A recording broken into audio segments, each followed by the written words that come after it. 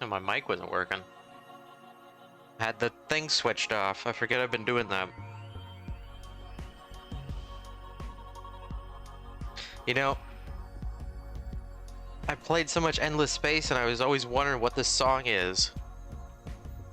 And I incidentally found it when I threw it into my playlist.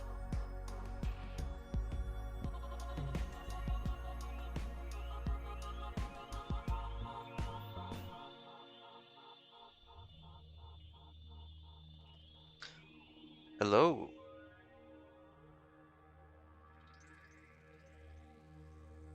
Whoops. Glad you can make it. My phone's notifications are on. Everything's fried. Stomach hurt. No pickle. Pickle no good. Okay, today we're gonna do the Home Safety Hotline DLC. Home Safety Hotline Seasonal Worker.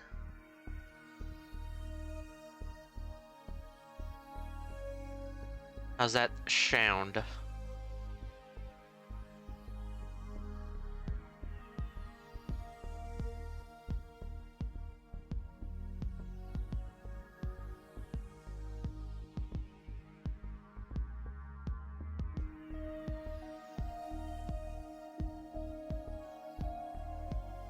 Let me get this set up here.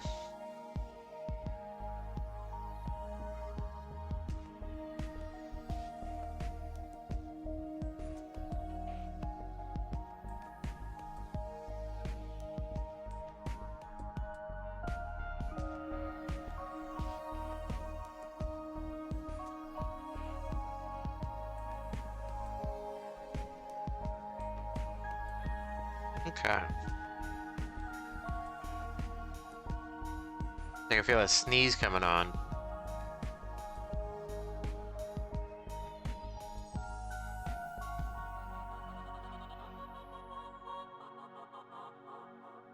Also, last time, that music, honestly, it kind of reminds me of SimCity 4. If you know SimCity 4 music, you can see why I make the comparison. Here, you can see the dev logo.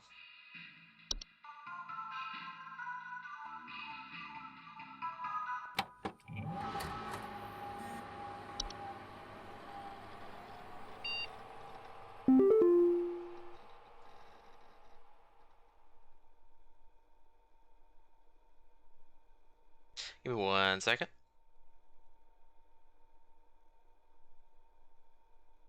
Okay. What is it? Options.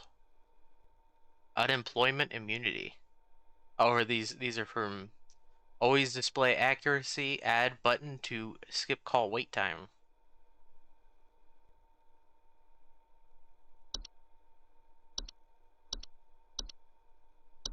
We go with another theme?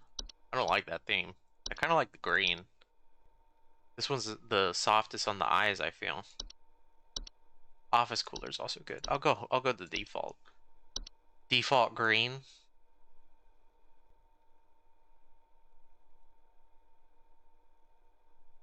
Weekly report. Oh, this is our what we failed. We only got 50% on day one. We did not do good, to be quite honest. But we did have a couple of days we got the coupon.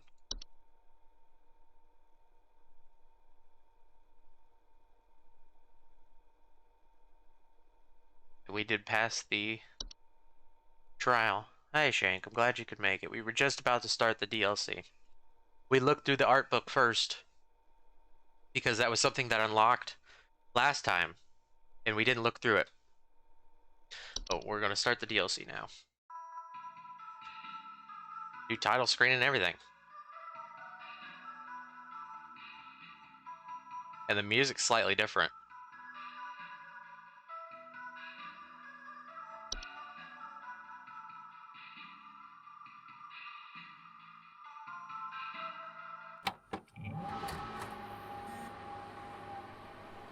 User Rebecca. You're gonna cook your pickle steak? Welcome back.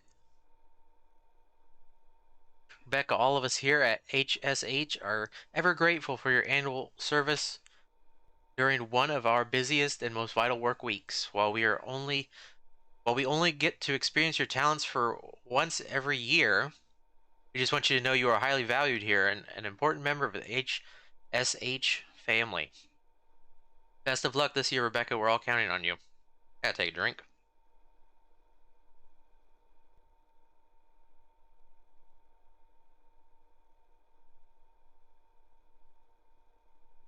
Okay. Rodney, the dog. Had you back in the office today? You aren't going to forget about coming to say hi to your best pal Rodney from IT, are you? I know you wouldn't dare forget. Remember, I got some serious dirt on you, dog. Some of us actually remember last year's Christmas party. Anyway, glad to have you back. See you around. Daily Twilight Report. December 22nd, 1996. Phenomena first sighted in Nunavut. Where's that at? Is that a real place? I've heard of that before, I think. At approximately 0400 hours, estimated proximity is around 300,000 miles, or 482,803.2 kilometers. Current risk low to moderate. Okay. Well,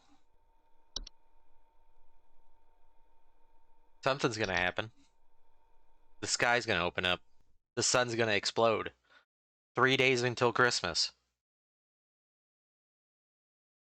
I kind of wondered if I should have cheer levels. I kind of wondered if I should have played this later in the month, but I couldn't come up with anything to stream today. Oh man. Let's clock in. So I guess we gotta maintain our cheer levels now.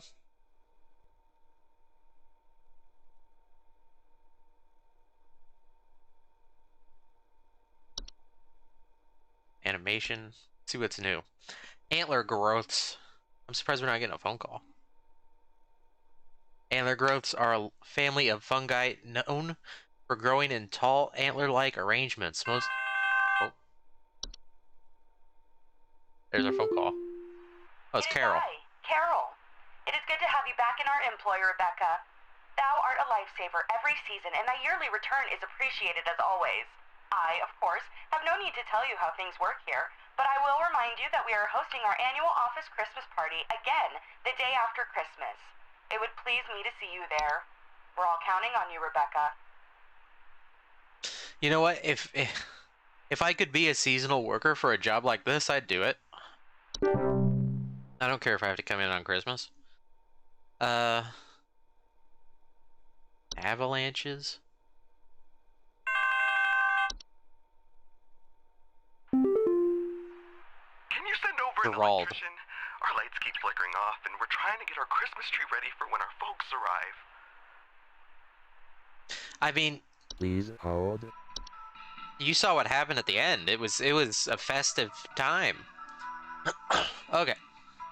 Antler growths are a family of fungi known for growing in tall antler-like arrangements, most often seen growing on decomposing humans or mammals. Sufficiently large growths can often induce motor movement in their hosts. Antler growths are not dangerous on their own, but the movements they induce in their chosen hosts can often result in hazardous behavior towards living creatures in its vicinity, such as clawing, grabbing, or biting. To prevent antler growths from occurring during decomposition, it is advised to burn the remains of the deceased or to otherwise bury the deceased at least 6 feet beneath the soil to ensure maximum safety from potential hazardous behaviors. Avalanches.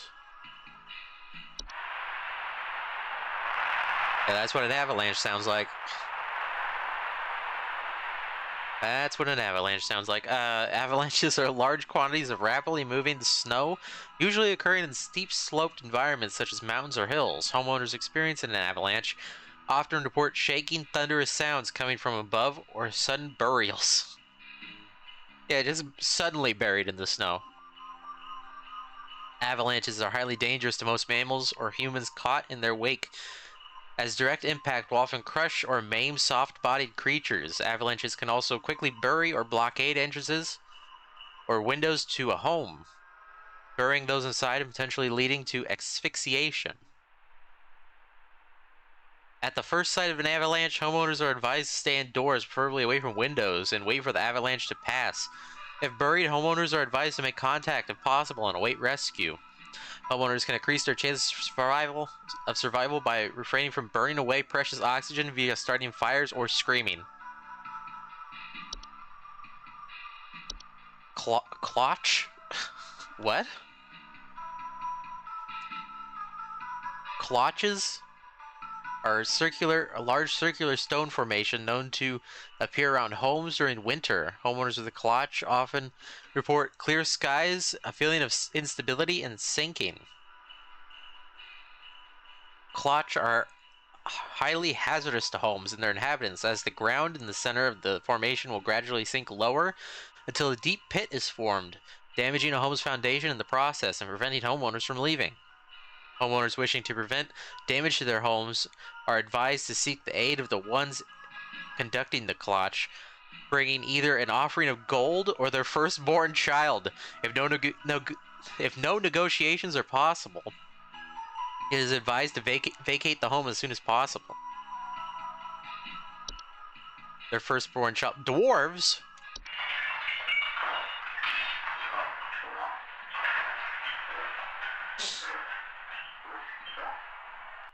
That don't look like a dwarf. Dwarves are small rock-like creatures known for creating and living in underground burrows, sometimes extending their territory into human homes. Homeowners with dwarf infestations often report increased heat in their homes, clattering or banging sounds, and often finding rubble or holes in basements or cellars. Dwarves are harmless to most mammals, with their diet consisting mostly of insects, soil, and rocks. Dwarves' burying activities can often cause foundational problems or structural damage to homes, however. Dwarves can be dissuaded from tunneling into homes by placing clippings of parasitic plants such as mistletoe or rattles in or around cellars and basements. Active infestation should be handled by HSH Pest Control Services. I gotta take a cough drop here.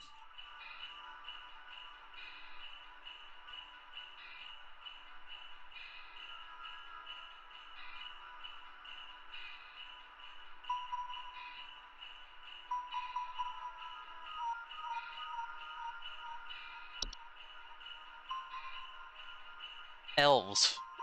It's just a picture of normal people. This is what elves sound like.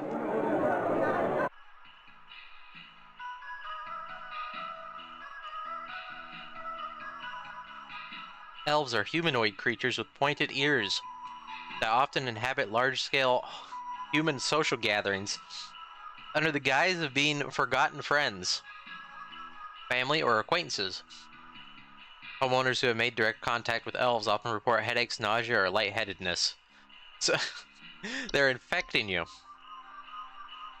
Elves are known to lower the immune response of humans they come into direct contact with, often leading to the contracting of a variety of diseases and a variety of illnesses, resulting in long-term hazardous or fatal consequences. To prevent or minimize contact with elves, it is advised homeowners do not interact with anyone they do not recognize as a social function, especially those claiming to have a history with or a personal connection with them. It is also advised to keep social functions to a minimum, or to closely supervise the attending parties to prevent unwanted intrusions. False carolers. Oh boy.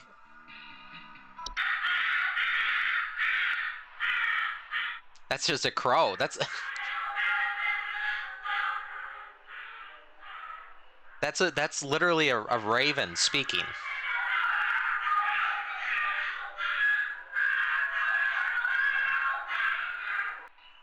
That is a family of ravens. False carolers are flocks of feathered humanoid creatures. Yeah, CEO is right.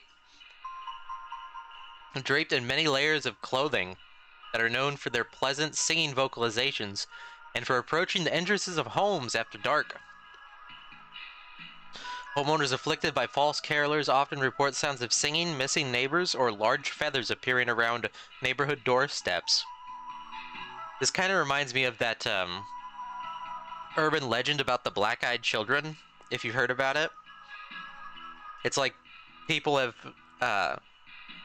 reported that children will like knock on their doors or like approach their cars at night, and when they look at their faces, their eyes are completely black, and they ask like, "Oh, I lost my I don't know where I am. Can you help me? Can you let me in so I can call my parents?" Like stuff like that. Yeah, it's pretty scary stuff. False carolers pose a very direct threat to humans and animals, as they are known to carry away anything that comes close enough to them away to their nesting grounds to feed their young. These are just like pterodactyls in disguise. All homeowners in the house affect all homeowners all homeowners in the affected area should stay locked inside their homes until sunrise. As long as their chosen feeding grounds remains fruitful, false carolers will return to the same feeding grounds each night. Most false carolers will move into their territory after a few consecutive nights of unsuccessful hunts. For more persistent infestations, it's highly advised to utilize HSH pest control services. Forgotten Bogart. Uh-oh. Forgotten Bogarts are wild roaming subspecies of Bogart that are untethered from memory.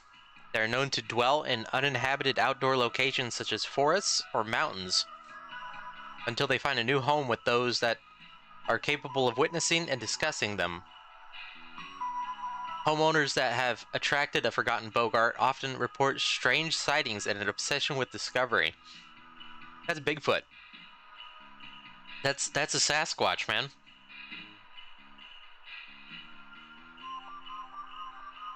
Forgotten Bogarts are harmless to those unaware or indifferent to their existence, but are at risk of inhabiting the homes of those with an interest in discovering and discussing them, thereby increasing the risk of hazardous activities such as flooding, fires, or electrical outages.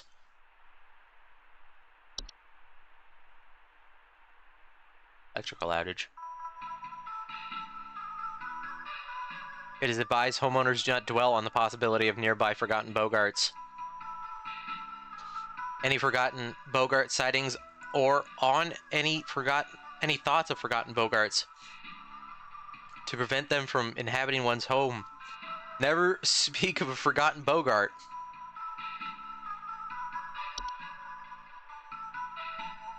Mountain Warlock.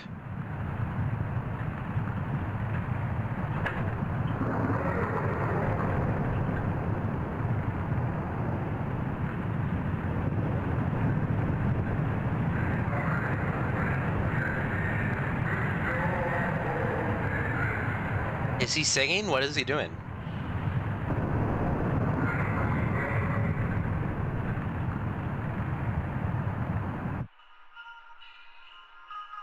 Mountain warlocks are humanoid creatures resembling elderly human men.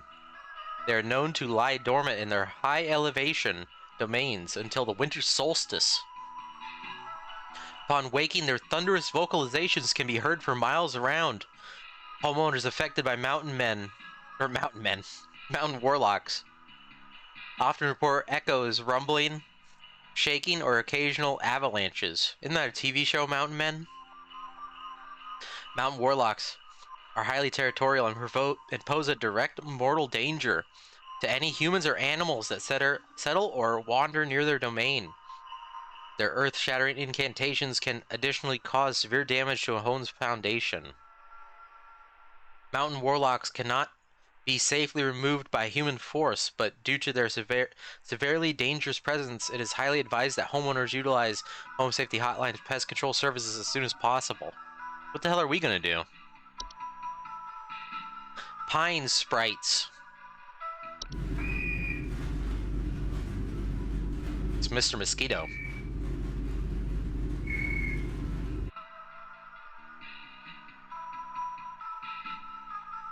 Pine sprites are a small green subspecies of sprite known for inhabiting pine trees. Homeowners with pine sprites often report rustling sounds or finding pine needles and sap in strange places. Pine sprites are harmless if left to their own devices, though their behavior can usually turn hazardous if their home is disrupted. They have been known to sometimes cause fires and electrical shortages when electrical devices such as lights are introduced to their new home. Another one. Another possible option. Pine sprites keep their chosen homes for their entire 160 to 180 year lifespans, so it's advised to avoid disturbing them by refraining from decorating any tree they have inhabited. Homeowners may also choose to safely relocate any inhabited tree away from their home by using HSH's pest control services. Red nose. Oh gosh. That's disturbing. Red nose is a seasonal illness characterized by the primary symptom of a red berry-like growth emerging from the mammalian's proboscis. Proboscis.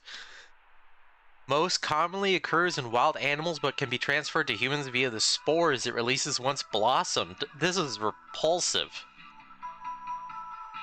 Red nose, while painful during the growth stage, is generally harmless to humans and animals alike, with proper care and rest. So just lay down. You got this big huge cyst on your nose, just go lay down. Red nose will go away on its own after it has blossomed. To prevent red nose from spreading, it is advised to quarantine the infected individual until blossoming has passed.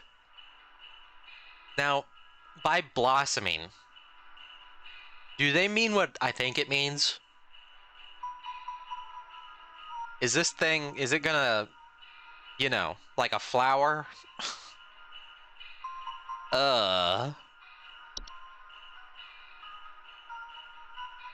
Sinking foundations are a structural problem in a home's foundation, with a wide variety of causes that can lead to a home becoming damaged over time, or eventually sinking and collapsing entirely.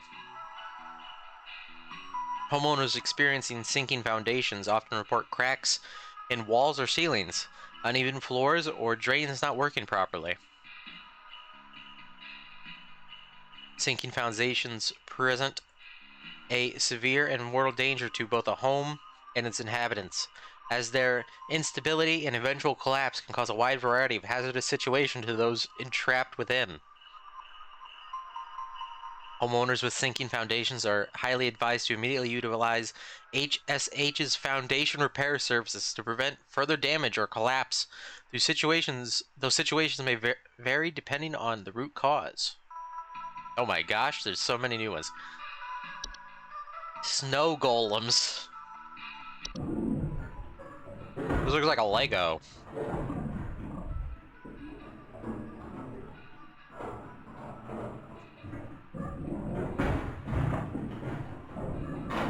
Dude, it's beating down your door.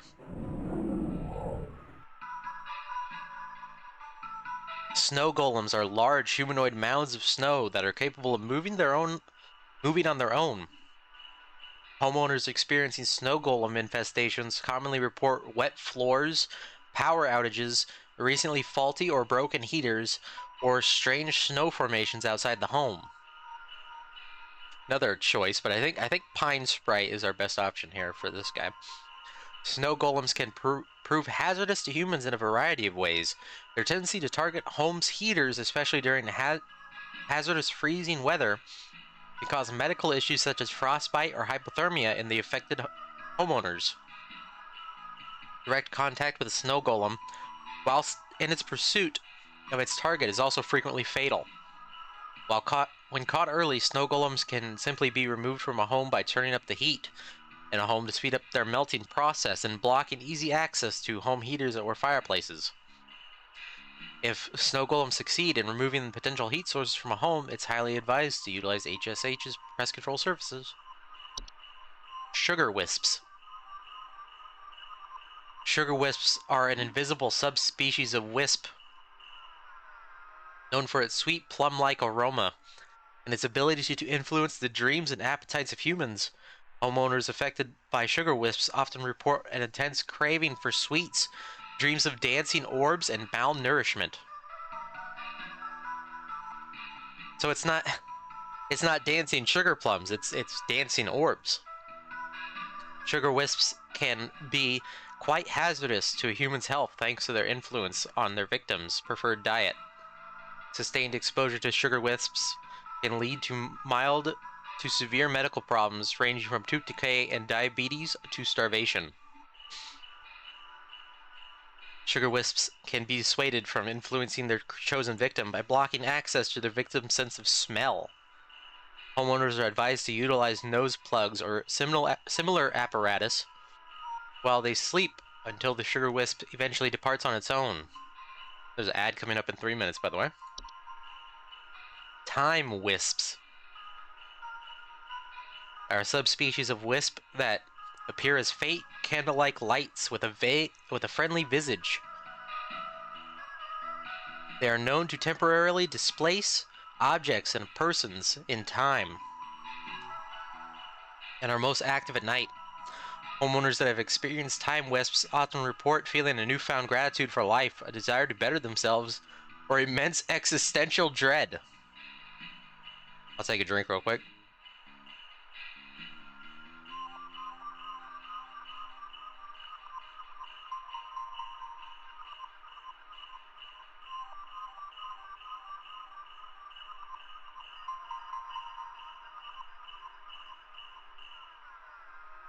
Time wisp tendency towards temporal displacement, while sometimes beneficial, can often result in intense anxiety or stress in those that have witnessed their fates to be. Time wisps will pass through on their own in the course of a single night. No further action is required. The Twilight. Oh, that's what that email was about. The Twilight is an annual reoccurring phenomenon known for its diet of fear and suffering. Should it find sufficient why can't I say this word? Cessation in these cravings during its time spent in our cosmic proximity, it will proceed to consume all things that dwell above and below the soil. Twilight is a severe existential threat to all living things so long as it finds its sufficient feeding material. Its hunger should avoid being sated at all costs. The Twilight should be kept from its desires at all costs until it moves past. To prevent its feeding, all manner of fear, agony, and suffering should be avoided or mitigated when at all possible on the calendar days of its proximity between December 21st and December 25th. It is also advised to spread as much cheer and celebration and merriment during this time as feasible. Okay. Does your cat consume all living things that dwell above and below the soil? Welcome back.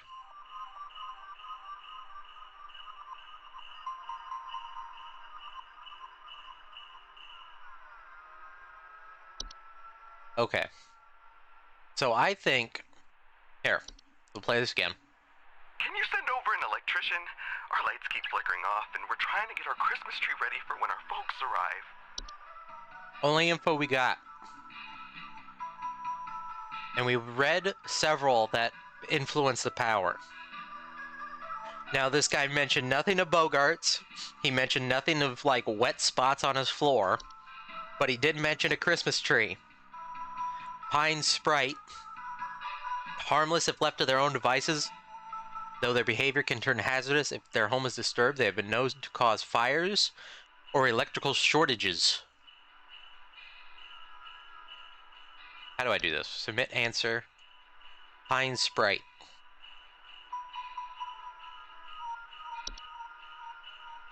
I think we're good.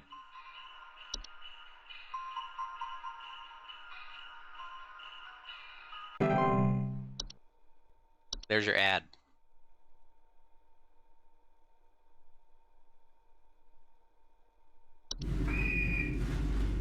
Listen to that noise. Could you imagine if that was coming from your Christmas tree? It's huge!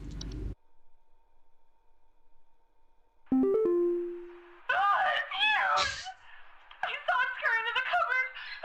Let's beg for more! Send someone over quickly! Please hold. What? Scurry into the cupboard. Sound like a mouse.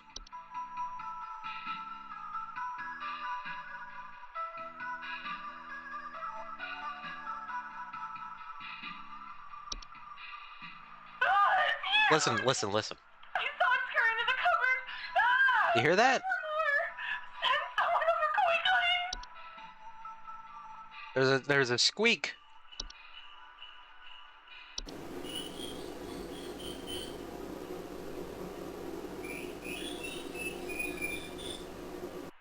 I don't know. I assume so. I don't think it'd be a dwarf. Nor would it be any kind of hob.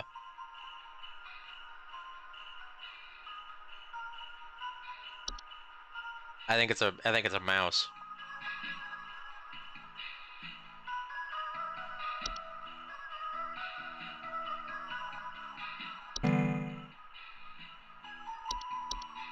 Okay, we're going mouse.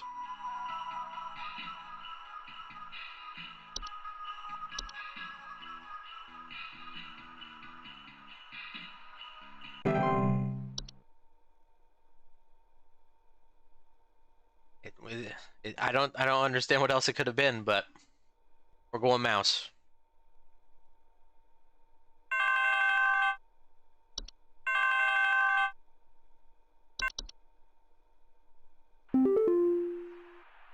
I think some kids are building some forts on our property. I'm looking at a bunch of big tall mounds outside our house, just coming from about every angle. I need someone to come and take these down for me. I'd do it myself, but I'm currently recovering from a back injury after slipping on something wet in my living room this morning. Oh, snow golem. Snow golem. Please hold. So she slipped on something wet, and she's talking about the kids building forts in her front yard.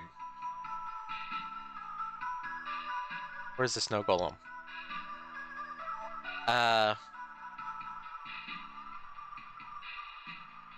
Snow golem infestation report: wet floors, power outages, recently faulty or broken heaters, or strange snow formations outside the home.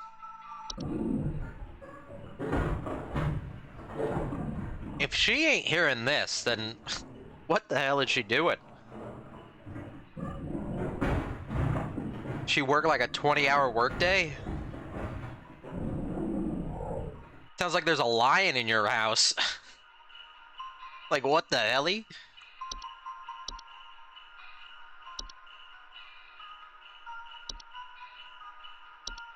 Yeah, don't mind that. I just got a tiger infestation. The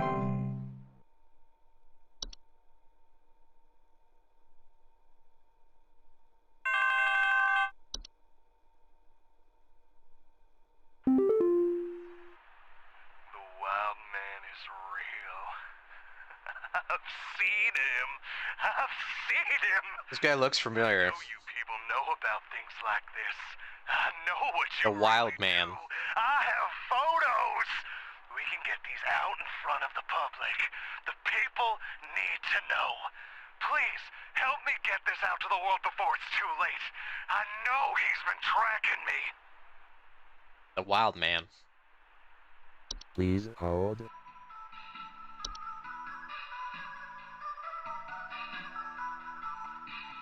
Well, my first thought was Forgotten Bogart. Because he kind of looks like a Bigfoot. obsessions with discovery. He really wants to get the truth out.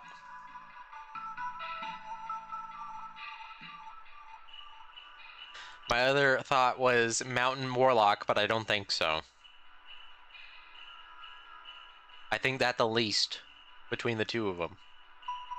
Like 95-5.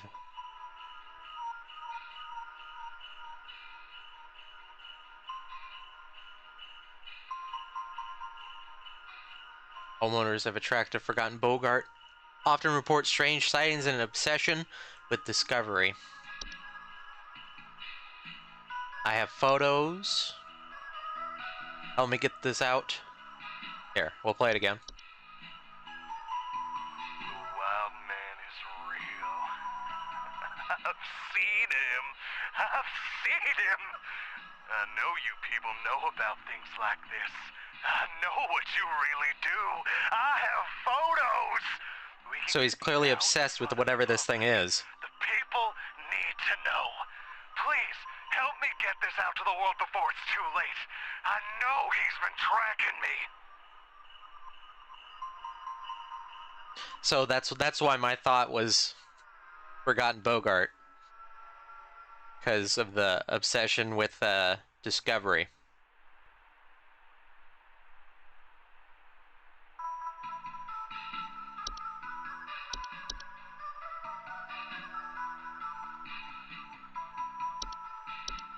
Because I don't know what else it would be. I'm surprised there's no, like, actual Bigfoot.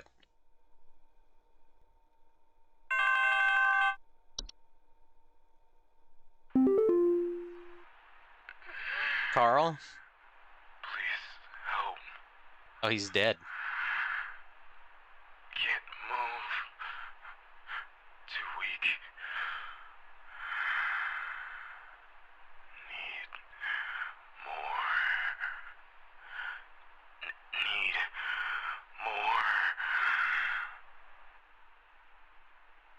more. Huh? Please hold. Need more what?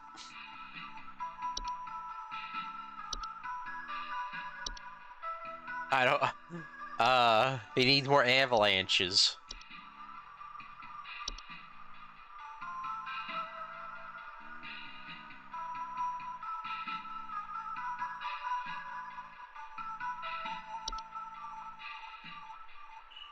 Need more what?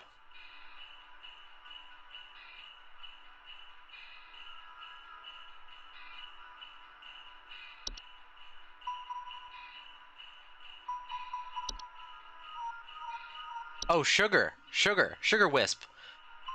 He's too weak. Malnourishment. He wants more sugar.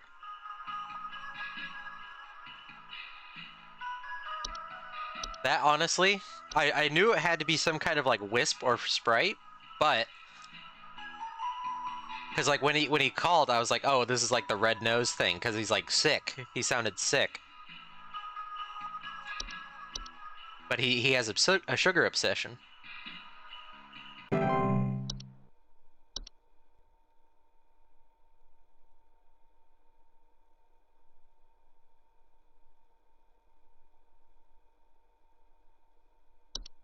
Also, I don't understand. What candies are these supposed to be? They look like cough drops. Not even candy.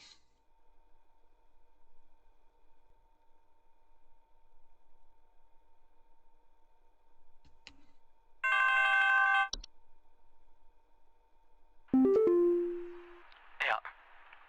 So, there's strange noises coming from our basement.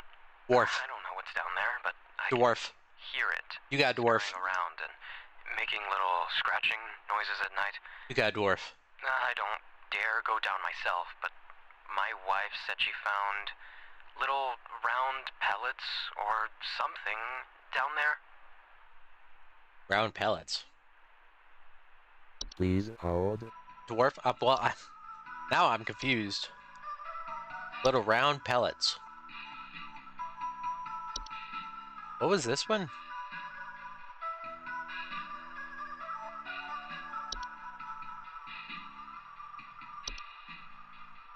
Did it say anything about dwarf poop?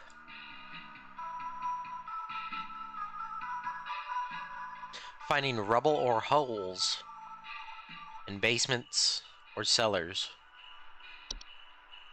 Round pellets. I mean, if you were a creature that lived off of eating rocks, what would your poop look like? Would it look like would it look like cement? Like before it's mixed, like it's just a powder? You just poop out like powdery dust? That's what I was thinking. Yeah, like sand.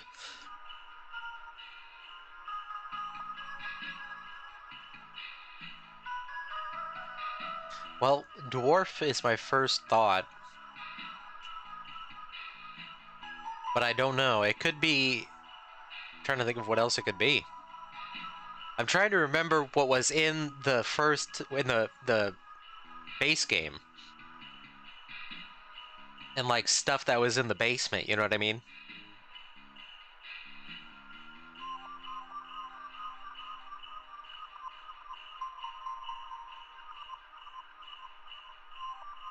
Like it could be a bat.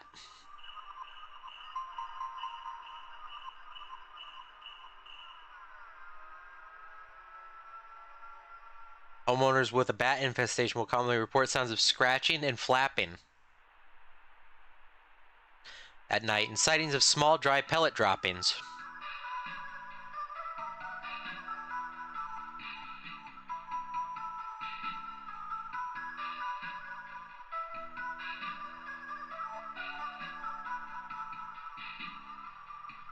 Now, I've never had a bat in my basement.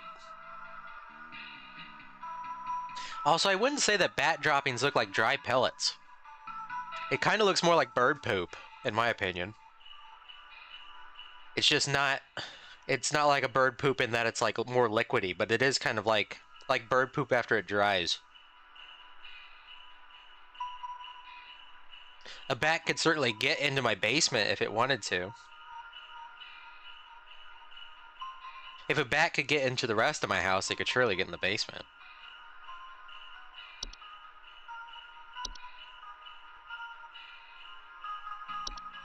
The thing that's just throwing me off is it doesn't mention anything about dwarf poop. I gotta know, what does the dwarf poop look like? What does it look like?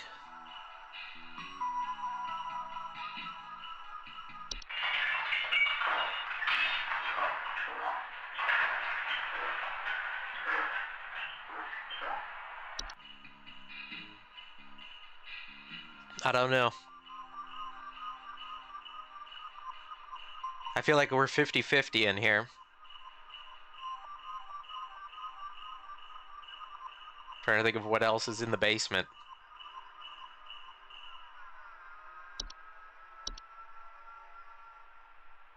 What else is in the basement? Raccoon. I've never seen a raccoon poop. What does raccoon poop look like? I'm guessing it kind of looks like a dog turd. Never in my life would I think about what animal poop looks like so much until I played this game.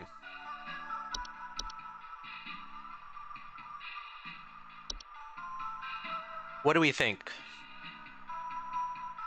Do we think bat or dwarf? I feel like if you're going based off the logic of like this is the DLC, surely it'd be the DLC creature.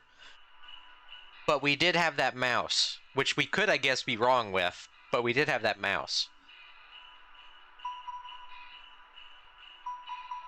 But like clearly that would also be like he would just do it, you know, like, oh well, if you think all of them, because like why else would everything else be included?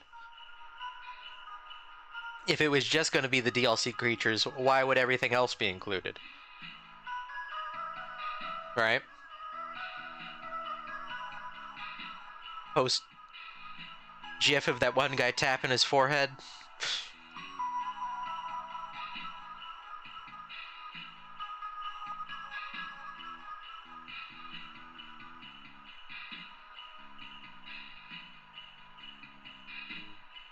I think I'm gonna take a gamble and say bats.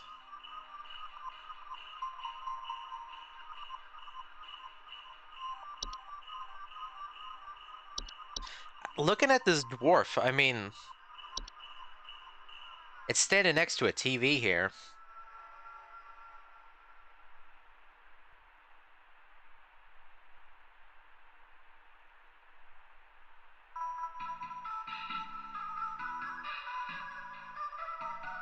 Often report increased heat in their home. Clattering or banging sounds and finding rubble or holes in the basement or cellar. Harmless. It is a very tough call. I gotta go bats. I feel like bats, it's the fake out. Like what I'm saying. It's like, oh, you would think it would be the DLC creature, but it's not. But I feel like every time I second guessed myself last time, I was wrong.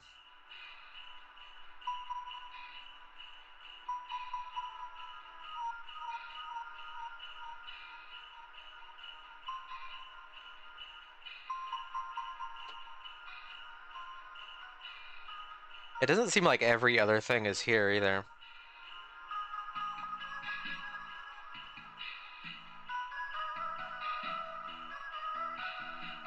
The other ones I remember being in the basement was the, what was it, whatever it was called, the stair slug or something, where it'd like live in your basement steps.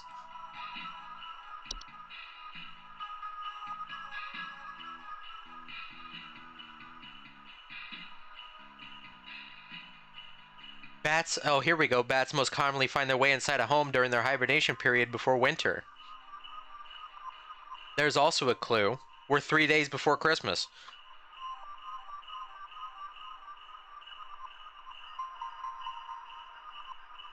Granted, I think a bat would be in your house a lot sooner before then. It would be hibernating by this point, but I feel like that's also a clue.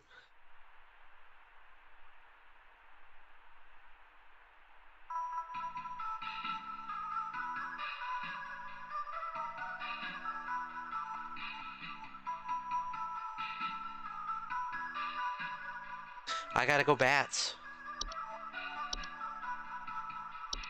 I'm just doing it. Oh. Okay, I was wrong.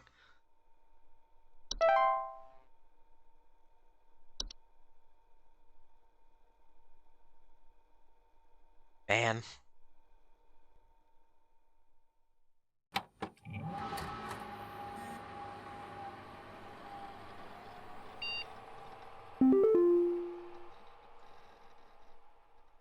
Day 2 of 3. Dude, did you see this yet? Everyone keeps forwarding this to me. I can't tell if they're taking it seriously or not, but either way, it's hilarious. Thought you'd get a kick out of it. Send this to 5 friends immediately. Stop. On this day, December 23rd, 25-year-old Alice Prairie fell into the lake and drowned while ice skating. If you don't forward this to 5 other people by tonight, you will drown in the next lake you visit.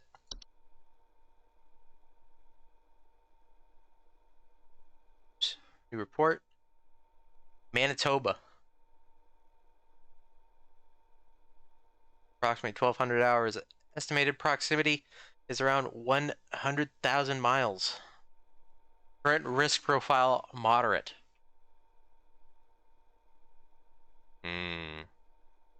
I see.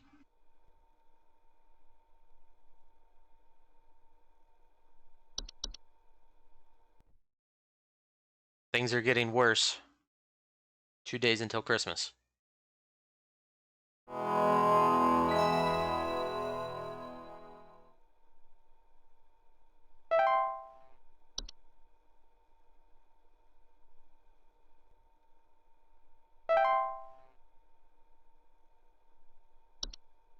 What's new?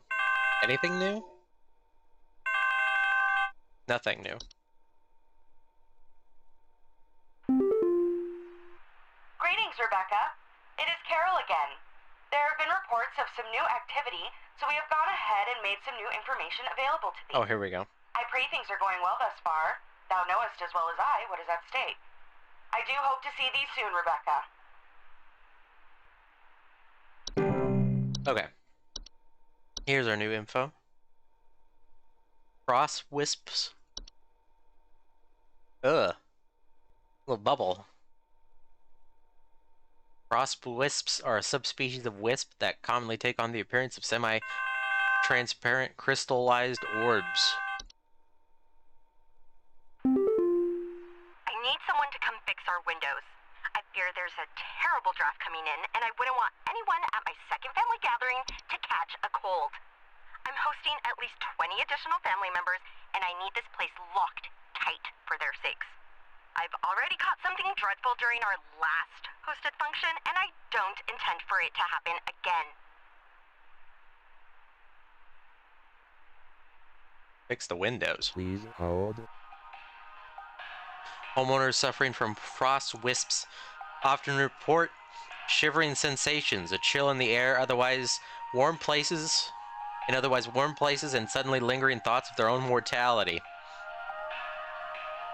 Frost wisps are harmless to most mammals and humans in their vicinity as long as they keep their distance, but direct contact with the frost wisp can cause hazardous effects such as frostbite. Frost wisps will remain in a home so long as homeowners continue to linger on dreadful thoughts such as mortality or the prospect of decomposition. Homeowners are advised to distract themselves with any manner of cheerful activity, food, or friendly company to keep such thoughts at bay. For more persistent frost wisp infestations, it's advised to utilize HSH's pest control services.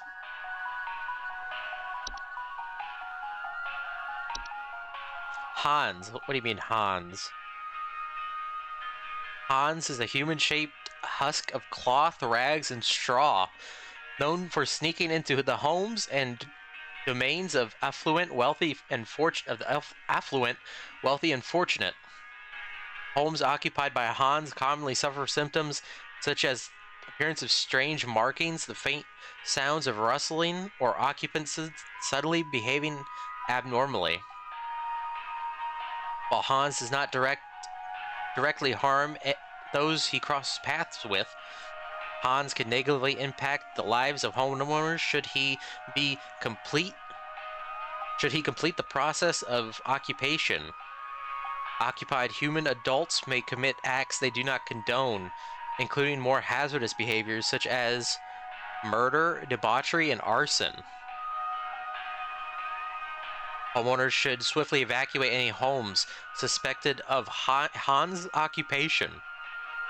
Should a family member or a loved one be successfully occupied by Hans, it is advised to contact HSH's pest control services immediately. Lucy. What? A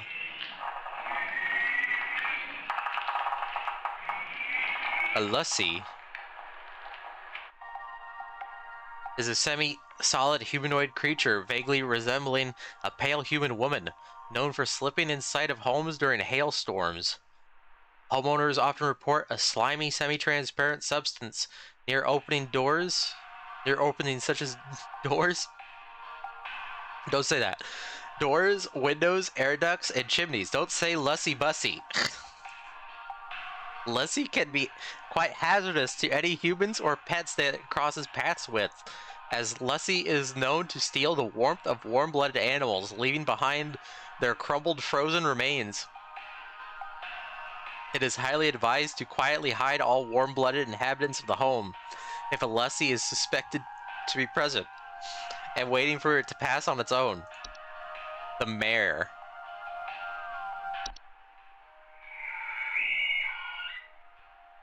Eeyaw.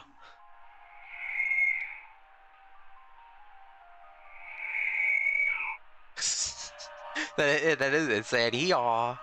The bear is a skeletal horse-like humanoid draped in a variety of tinsel and fabrics. It is known for its distinct song-like screeching and its tendency to approach the entrances of homes after dark.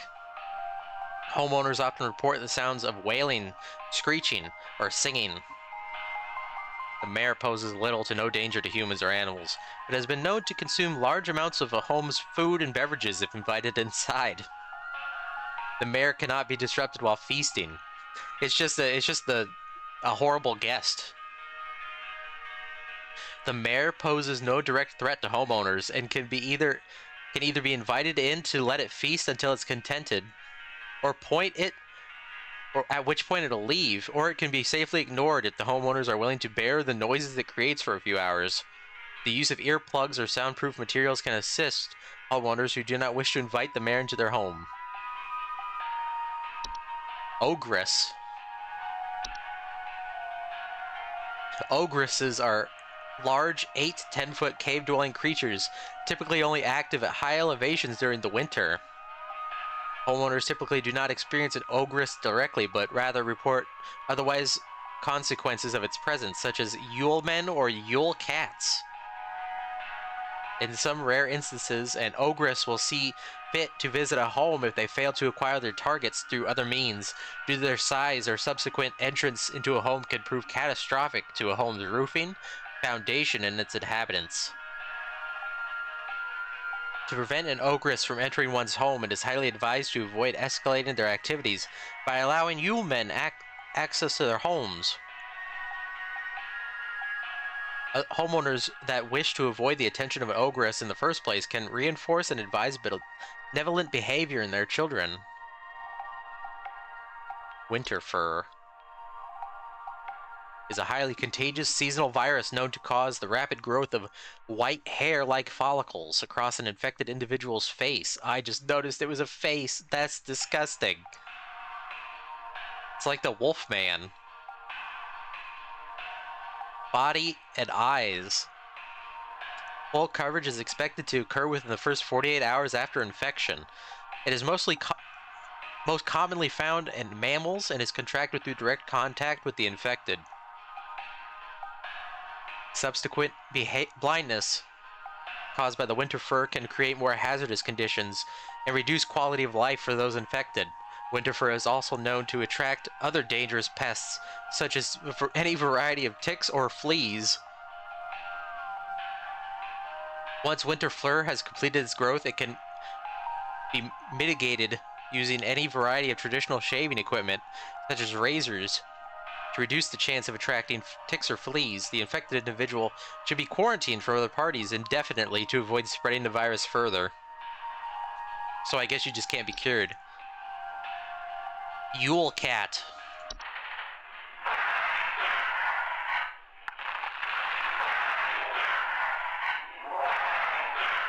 Speaking of lions,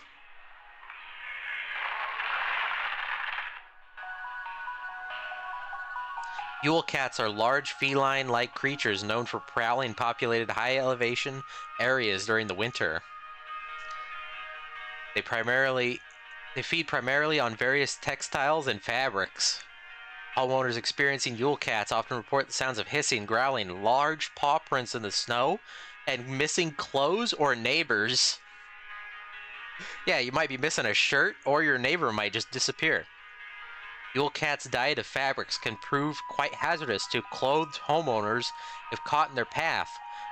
And due to their size and speed, most human adults and children will not survive these sorts of encounters. Yule cats' strength also allows them to easily break into homes in search of food if sufficiently hungry, damaging doors and windows in the process. If a Yule cat is suspected to be active in the area, homeowners should take a quick action to leave out a variety of fabrics and textiles within a safe distance of the home. It is advised to deliver these fabrics completely unclothed. Yule goats are goat-shaped apparitions that can sometimes occur in a home during the winter. Homeowners experiencing Yule goats often report strange coincidences, citing shapes of goats throughout the house and imagining the sounds of bleating.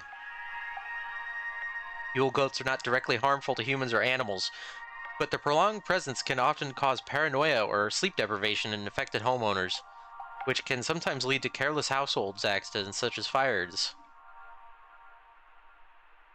As a Yule goat is suspected to be present in a household, a humble offering of wheat or straw can be made in appeasement. For more persistent infestations, it is advised to utilize HSI's pest control services. Yule men. Did you just say Burger King? Did you hear that? He said Burger King. Right there. He goes, Burger King! They're breaking into a Burger King. Yule men are a subspecies of gnome that appear as small, hairy humanoids with pointed craniums that are often seen traveling in packs of 13 or more. Homeowners infested with Yule men often report broken windows, stolen food, sounds of clattering or giggling, and more rarely missing pets or children. Yule men are harmless to human adults but can be a safety hazard for household pets that are small enough to eat, and human children who have attracted the attention of the ogress. Yule men would typically leave a home on their own once satisfied with their taking. To prevent Yule men from entering a home, homeowners may board up windows and close off sufficiently large openings such as chimneys. In most circumstances, it is highly inadvisable. Okay. Come fix our windows. I fear there's a terrible draft coming in.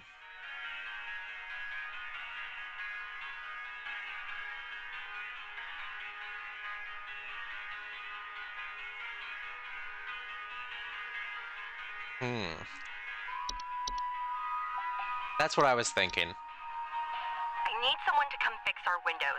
I fear there's a terrible draft coming in, and I wouldn't want anyone at my second family gathering to catch a cold. I'm hosting at least 20 additional family members, and I need this place locked. Lingering thoughts of their own mortality. I've already caught something dreadful during our last hosted function, and I don't intend for it to happen again.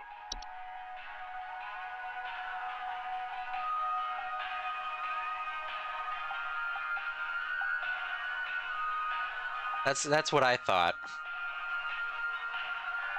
I thought it at first, and then I was like, oh, maybe it's a Yule men, but then it's like, the way she phrases everything, it's like she says, I fear there's a terrible draft coming in, which to me sounds like it's not really there. Like, how can you, like, I don't know, her wording is weird.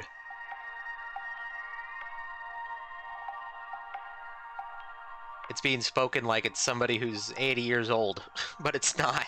She's not 80 years old.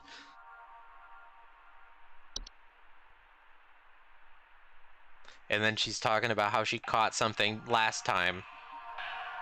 And she's really scared that her family members are going to catch something else. I don't even think it's a Yule men. The only reason I thought it was a Yule men was because it said they break windows. And it doesn't necessarily say that her windows are broken. It just says that she wants them fixed because she fears there's a draft, which to me says that there's not actually a draft and that there's not actually any broken windows. She just thinks that the windows are broken or like they need resealed because she thinks there's a draft. That's how I read it. I guess we'll find out if our cheer level goes down.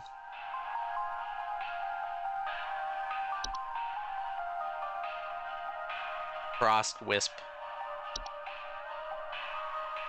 Prage.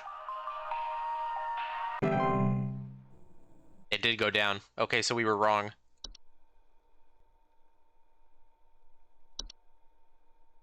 And I guess it was a Yule men? I don't know.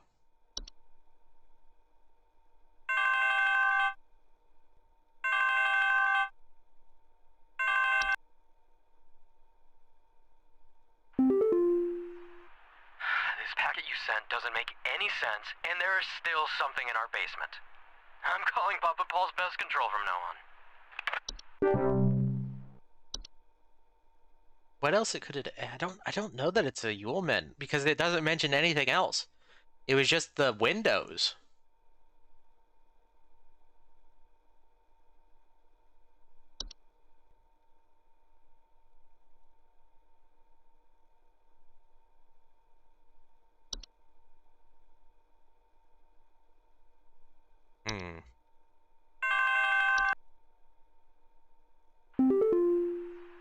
Oh, God, I'm dead. I'm dead and I'm only 33. Please say I can change this. Please say I can change it.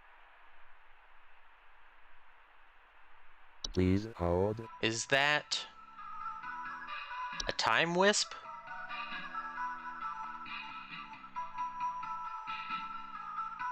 Immense existential dread.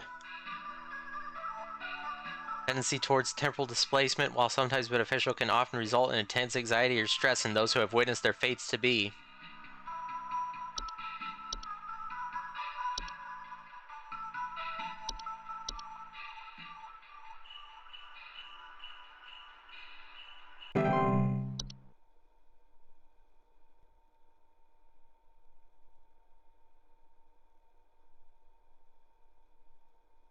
I think after this next day is over, I'm going to take a quick BRB to grab another water.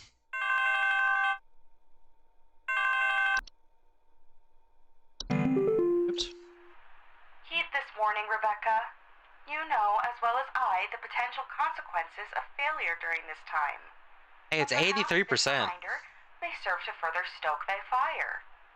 Please, for all our sakes, answer future calls with careful consideration of the cost we all pay, Rebecca. It's 83%. I feel like that's pretty good. Am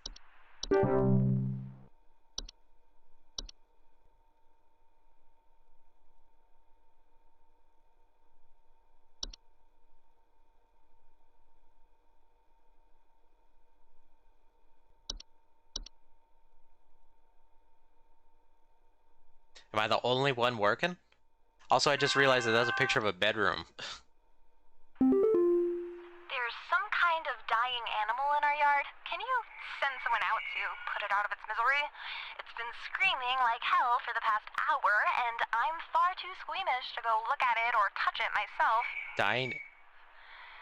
My son is only 10 years old, and he's very worried about the poor thing, so please hurry. Dying animal. Maybe? Please hold.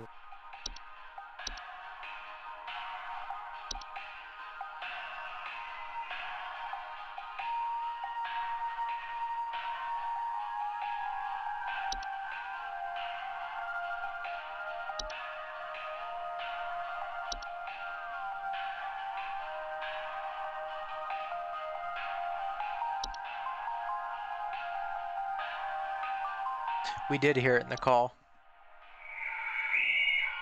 It kinda does sound like that, yeah.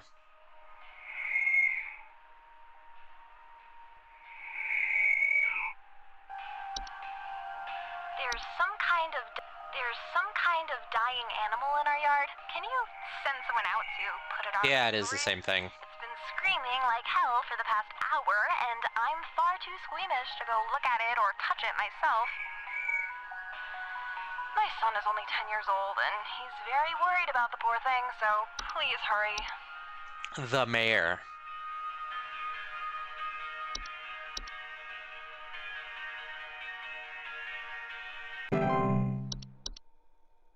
The mayor.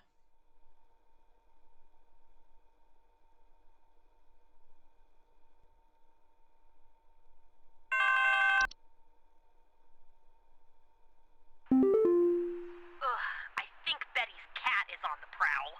I need someone to come put that beast down.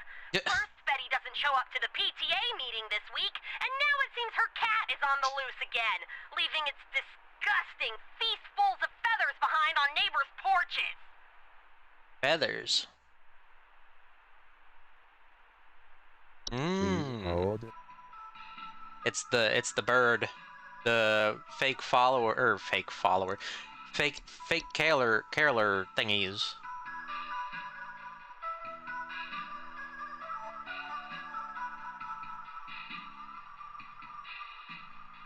I don't think so. See, homeowners afflicted by false carolers report sounds of singing, missing neighbors, and large feathers appearing around neighborhood doorsteps.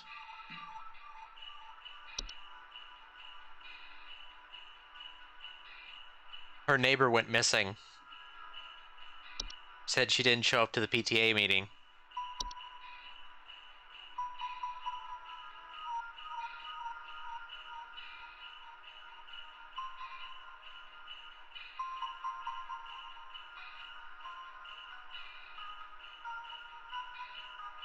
I think it's a false caroler.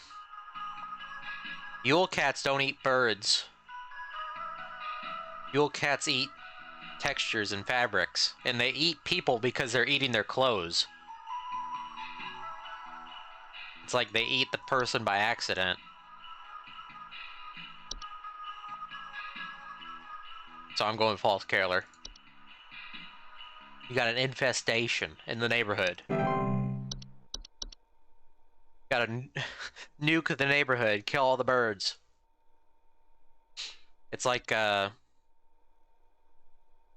Cyberpunk, where they kill all the birds because the bird flu. I think that's the lore of the end of that game. I think there's some kind of mold problem in our house. I keep finding this nasty kind of thick slime residue near the air vent, and I think it's scaring the pets. Ugh. Our poor cat hasn't wanted to come back inside yet, so Is that a I need Lucy? this fixed as soon as possible. Is that a Lucy? Please hold. Does Lucy leave slime? Lucy's can be quite hazardous. Slimy, semi-transparent substance near doorways such as windows, doorways, windows, openings, air ducts, or chimneys. I can't read.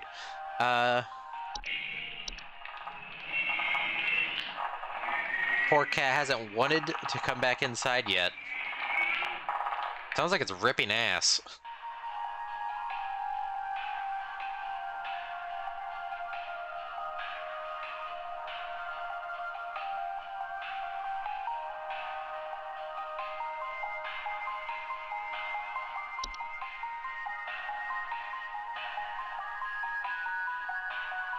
Okay. We're going Lessie.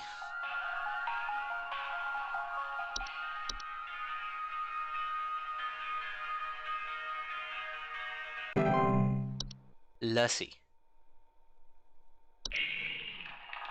Listen to it. Ugh. That's disgusting.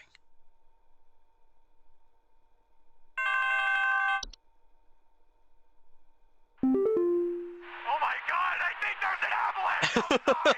Our home is right below the mountain! Please send someone over before it's too late! Oh my god! Please hold. That's like the worst. I think there's an avalanche outside. You know what? I don't think you have an avalanche. Dude, I think you got a problem with bats. That's so funny. Oh my god, there's an avalanche! I want to listen to that. Oh my god, I think there's an avalanche outside! Our home is right below the mountain! Please send someone over before it's too late! You just hear him get smashed? That's so... Oh. That's so... That's so good. Oh my god, there's an avalanche!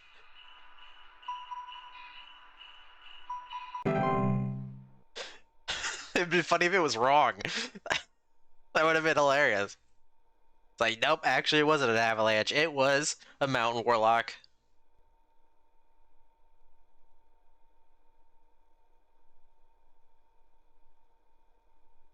I also like his wordage. I think there's an avalanche. How do you think there's an avalanche, dude? The doctors told me to call here. I think I caught some kind of dog disease. My neighbor's freak dog sneezed on me, or Oh, he's got the something, red and now nose. it's growing on me. I can feel it underneath my skin, this horrid little bump forming. It's hurting very badly. Please, can you tell me what to do? Little bump forming. Please hold.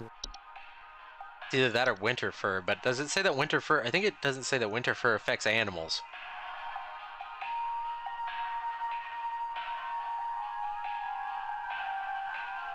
Commonly found in mammals. Well, yes, the red nose is exclusively on the nose.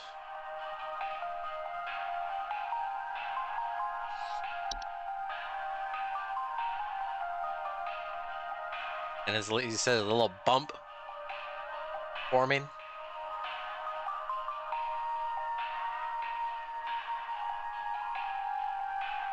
He didn't say. He just said he felt it underneath his skin. He said the dog sneezed on him.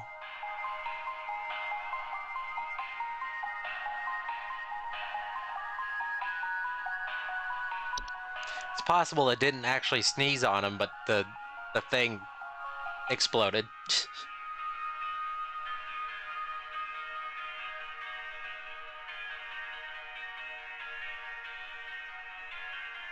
It just says it when it blossoms. The winter fir,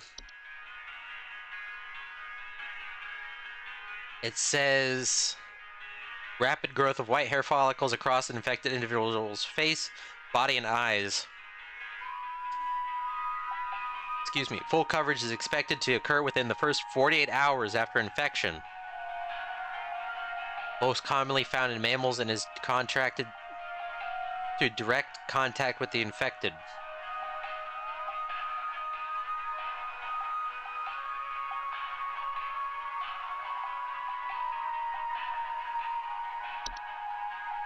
It's hurting very badly.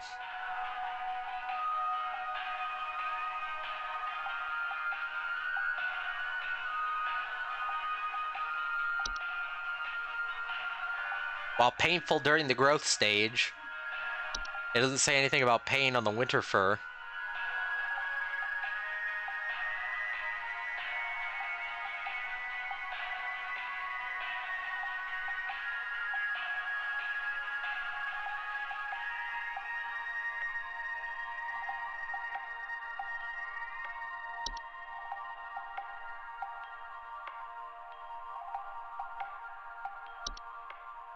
I think you would have already seen hair. Because he said that he'd been to the doctor. So, like, he would already see hair. Because it says that you get full coverage within the first 48 hours. Who can get into a doctor's office in 48 hours? If I were to schedule a doctor's appointment, I would see my doctor in like 3 weeks. And I live in a small-ass town.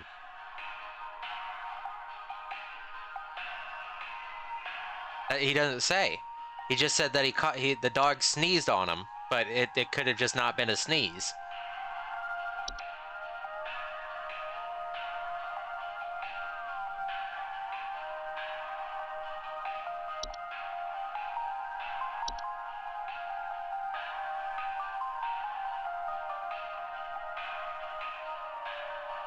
I don't think so, because I don't see any other infections. There's Fey flu, but that's not what that is.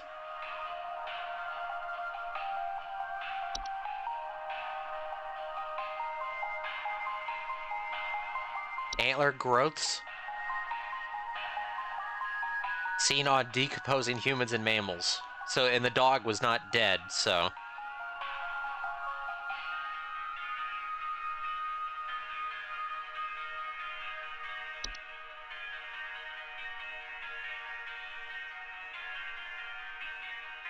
I think it's red nose, specifically because he said that it's hurting. It says it's painful. It says he's got a little bump forming. It doesn't say anything about bumps in winter flu. It just says that you get all the fur within the first 48 hours. I have to assume it's red nose.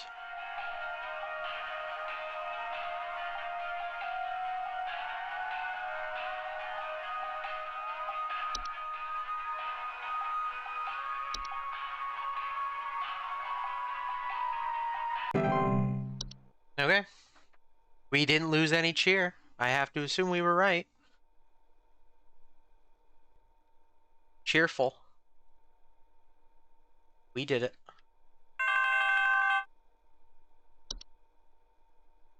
Someone is coming into my home.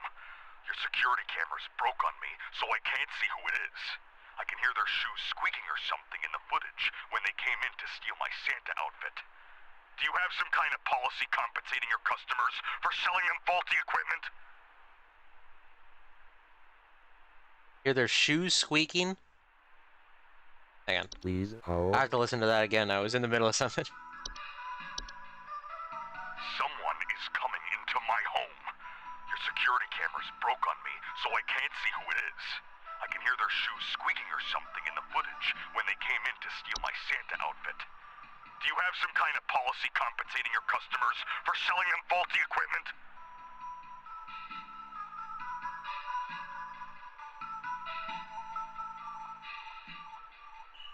This is a toughie.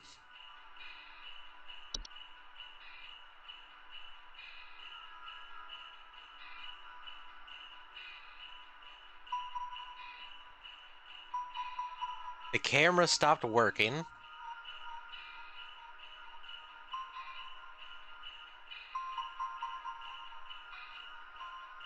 Heard the shoes squeaking.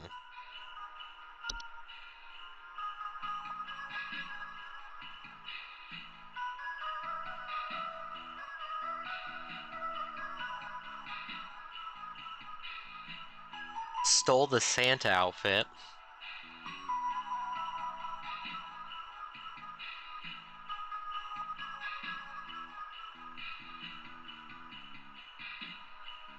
This one's hard.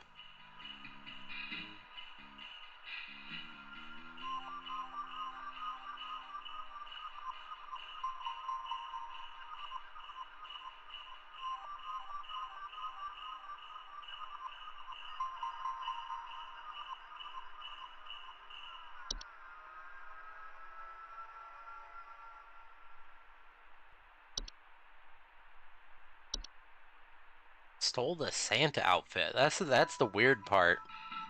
Because that makes me think that the Yule Cat ate it.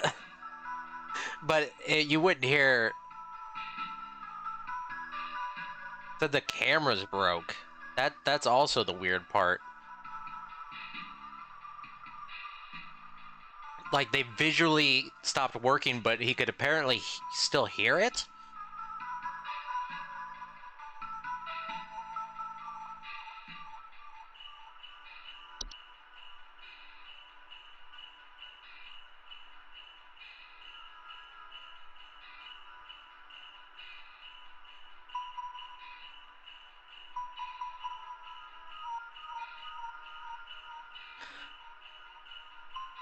Huh. Oops. This is a toughie.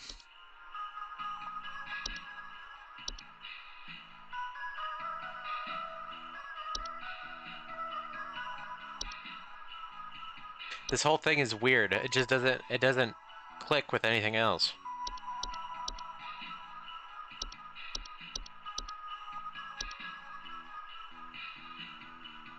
Like, I'm assuming it's not Yule Men. Did I hit play? Someone is coming into my home. Your security cameras broke on me, so I can't see who it is. I can hear their shoes squeaking or something in the footage when they came in to steal my Santa outfit. Do you have some kind of policy compensating your customers for selling them faulty equipment? Something came in, stole his Santa outfit, and he says he hears their shoes squeaking or something, which I assume that could possibly mean it's not actually shoes squeaking, but rather it's like the creature. I just don't know what it could be. The elf, to me, doesn't make any sense because the elf, it's talking about like elves show up at like parties just to pretend to be somebody you knew.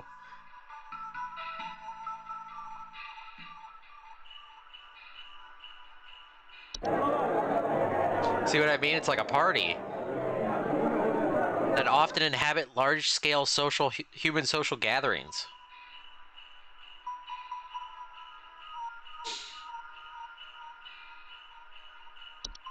I was looking at this one because it says that it's like made of clothes, but I thought I read something about it eating clothes, but it doesn't. It just breaks into your house. And then it tries to, I guess, take over your body.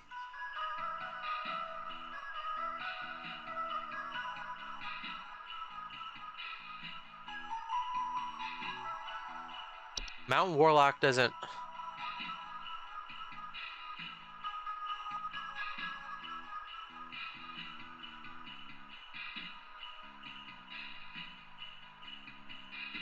That's... I don't know. Because, like, you would think the Yule Cat... That was my thought about it stealing the Santa outfit, is that the Yule Cat ate it.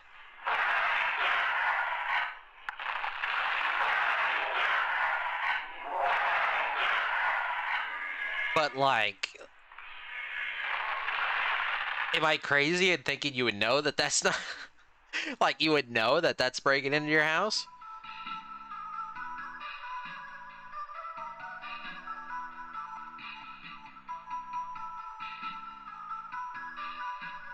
It does say that they can break into their in the houses, though. But, like, that's just crazy. Like, are you not home, dude? Like, what is going on? Like, how would you not know that your door got busted down?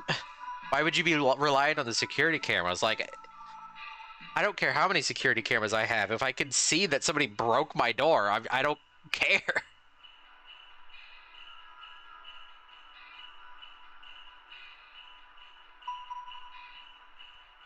Well, what really throws me off is that it says they're broken, but that he can hear it. So clearly the visual went out. It's just the audio that's playing. Which, again, says in my head, it's not that it's actually broken. It's just that whatever it is so big that he can't see anything through the camera. You know what I mean?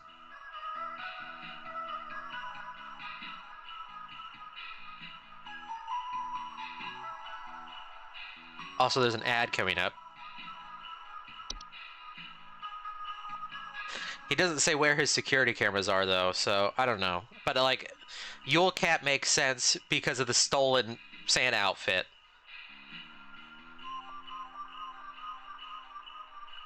The only invisible wisp is the sugar wisp, I think. It's certainly not a pine sprite.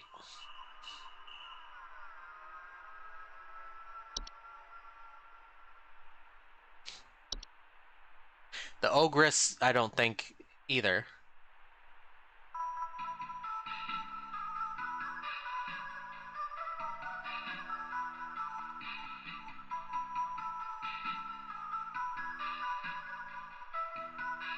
Like here it says, due to their size, their subsequent entrance into a home can prove catastrophic to a home's roofing, foundation, and its inhabitants.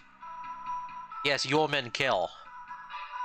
They do kill. It says that they eat children, I think.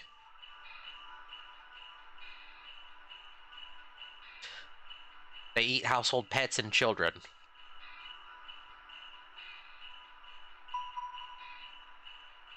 But Hans breaks into your house. He's made of he's like a cloth sack man.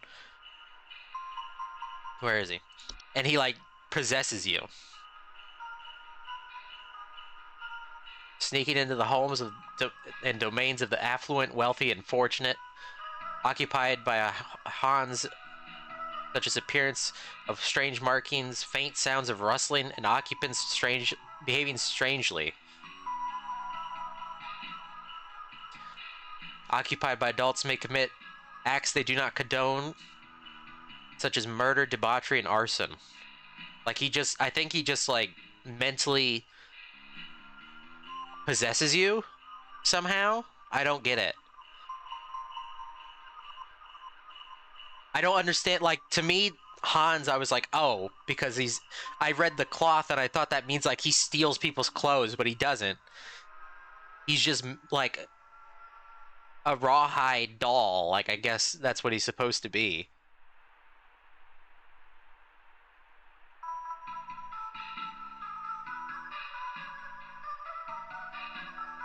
Yeah, the disappearing Santa outfit is what throws the whole thing off.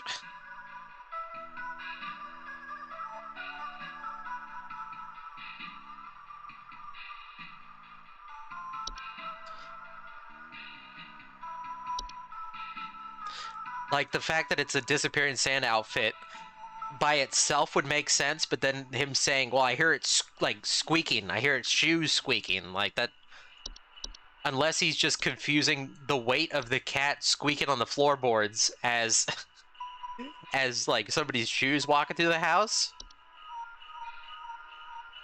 Whatever, man.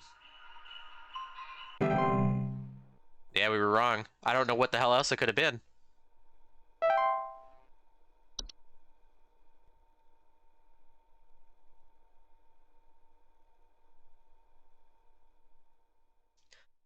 Made no sense to me. This stealing the Santa outfit just made no sense in combination with everything else.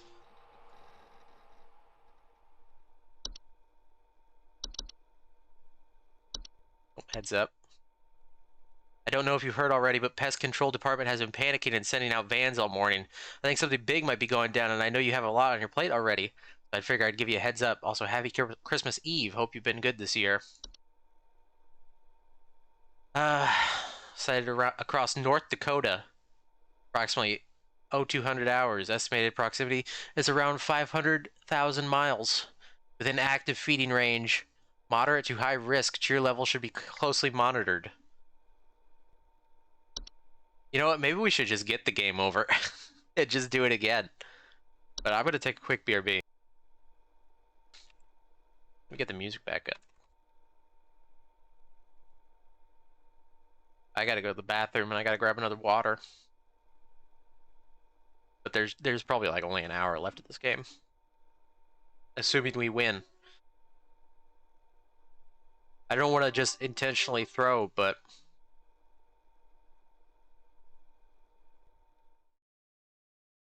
if I get a bad ending, then I may as well pick this back up another time and replay it again, you know? But I'll see you in a bit. I forgot to turn on the BRB music. I am so sorry. I also had a donut. Or not a donut, a muffin. What am I saying? Well, shoot, that was a quiet BRB. I'm sorry. Okay.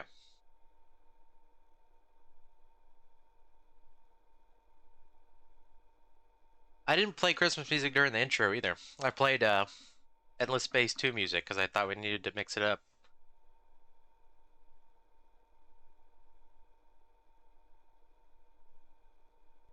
Give me 1 second here.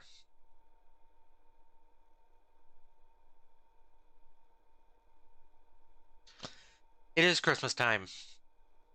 But when I tried to look for like other Christmas music, the stuff I was finding, I didn't like. So, and I didn't want to mess with the mod tracks and all that crap, so, you know. It is what it is. We got 1 day until Christmas. And apparently we're almost dead. Apparently 75% is we're actually in we're gonna die territory. The world is ending territory. We blew it territory. I honestly have no idea what that last caller could have been talking about. That dude was just crazy.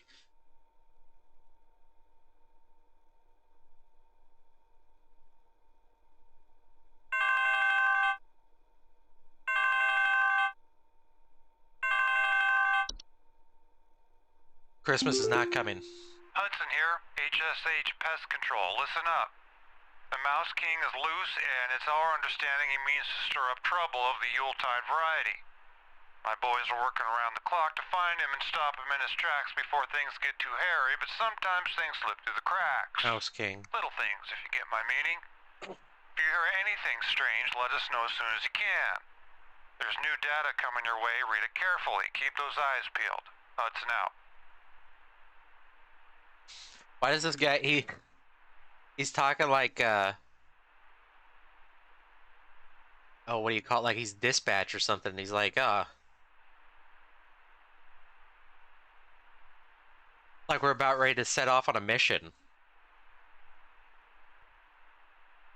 We're gonna assault a yeah, you know what I mean? Like, well, listen, boys, weather's clear. Rocket launch is a go.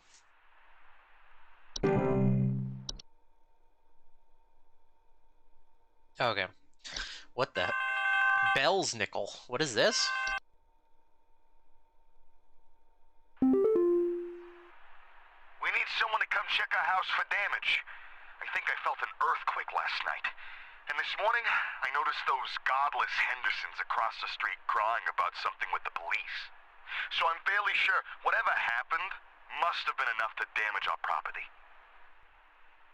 Felt an earthquake. Please hold. Oh my gosh! Never mind. Okay, Bell's nickel is a human-shaped pine-based life form that is known to visit on winter nights, adorned in animal furs and a wooden mask bearing a friendly visage. Homeowners experience in a Bell's nickel often report break-ins, finding berries, sap, pine needles, or scratch marks on the floor or dead pets. Do not pose any mortal harm to humans they encounter, but they are known to occasionally lash out at those they perceive as wrongdoers. Their presence can be highly hazardous to any furry mammals or pets in the house, and should they require more pelts. The berries they occasionally leave behind are both safe to eat and delicious. Oh, thank goodness. Bell's nickels will usually pass through a home and move on to others by the end of a single night. Multiple visits to a home are rare, but more persistent visitations may be a sign of troublesome moral activities occurring inside the home. The gift tag.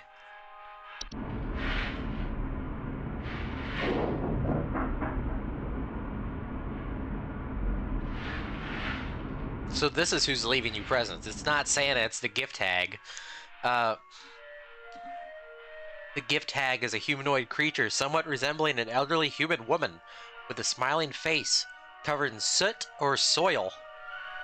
It is known to quietly slip into homes during the winter and often leave behind trinkets such as makeshift dolls, wooden idols, or sharp twigs and rocks. The gift hag and its gifts are mostly harmless to humans, though carelessly playing with sharp rocks and twigs can often result in human children injuring themselves. If a homeowner wishes to keep a gift hag from entering their home during the winter, they may choose to close off access to a home's chimney. The Hunt. The Hunt is a storm-like fungal weather phenomenon that carries with it large quantities of infectious snow-like spores. Homeowners caught in the Hunts commonly reported thunder, blizzards, electrical outages, and violent or erratic behavior from neighbors. Yeah, they're always killing the pets. It's always the pets that die.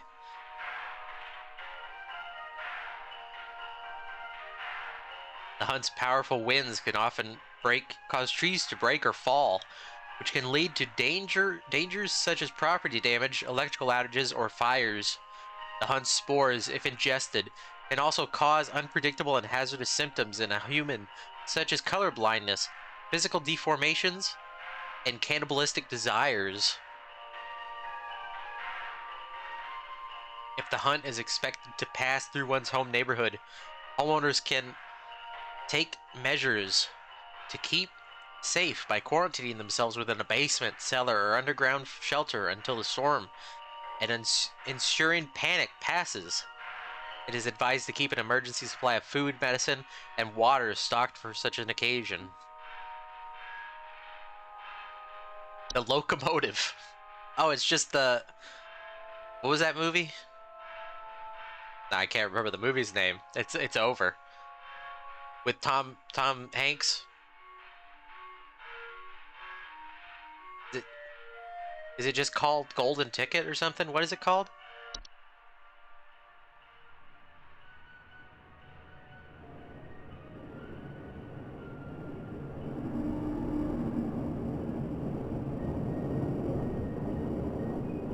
That movie with Tom Hanks, and he's the conductor, and the kids, they all leave on this train on Christmas Eve, and they go to the North Pole. Polar Express, that's what it's called.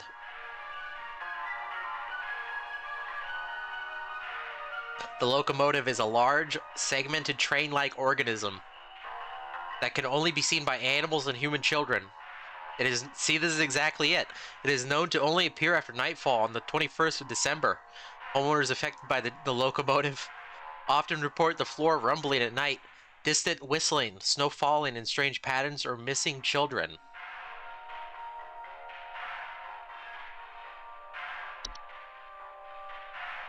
The locomotive is harmless to human adults, but can prove particularly harmful or even fatal to human children if they choose to enter its domain.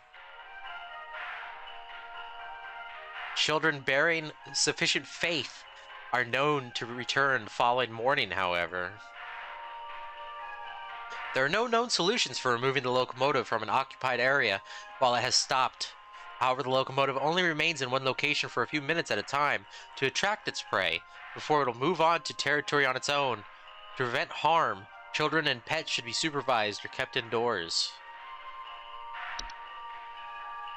I think we found our cause here.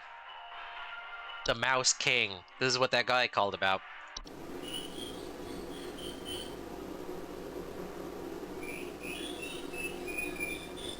Wait a second.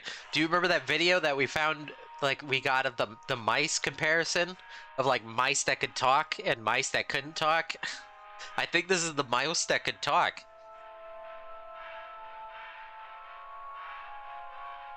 The Mouse King is a prominent member of a traitorous clan of mice, known for recruiting and leading them into nefarious activities such as riots, heists, and assassinations. Yeah, that was this game. Homeowners with the Mouse King often report sounds of squeaking, scratching, and seeing strange mice behaviors such as mass coordination or attempts at communication. The Mouse King poses an incredible threat to all living things, and its destruction should be immediately prioritized. He's a mouse terrorist. The Mouse King should be stopped at all costs by any means necessary. Homeowners are highly encouraged to use lethal removal methods, including but not limited to mouse traps, toxic sprays, sharp implements, or any licensed firearms. If homeowners will not oblige, they're advised to utilize HSH's pest control services. I don't think we engineered this. We didn't have anything to do with this. That was just a video that showed up on our home screen. Bruschetta? Bruschetta. This looks like the Baba Yaga. A large humanoid creature vaguely resembling an elderly human woman with a beak-like nose and a long sheet-like skin. Bruschetta is known for entering homes full of refuse, chaos, and filth. Homeowners experiencing Bruschetta often report break-ins, nightly sounds of clattering, and shed skin on the floors. Ugh. Bunch of dead skin all over the floor. Bruschetta is incredibly dangerous to homeowners inhabiting its chosen domains, as it will often utilize nearby humans as makeshift scarecrows to keep other pests at bay. Most human adults do not usually survive this process. Bruschetta can not be easily removed or safely removed from a home it has claimed, so it is advised for homeowners to immediately evacuate the premises. If a Bruschetta is suspected to be present, homeowners are advised to prevent Bruschetta from being attracted to their homes in the first place by keeping their homes clean and free of filth. The Saint. There he is. Saint Nicholas. Ho ho ho, yes.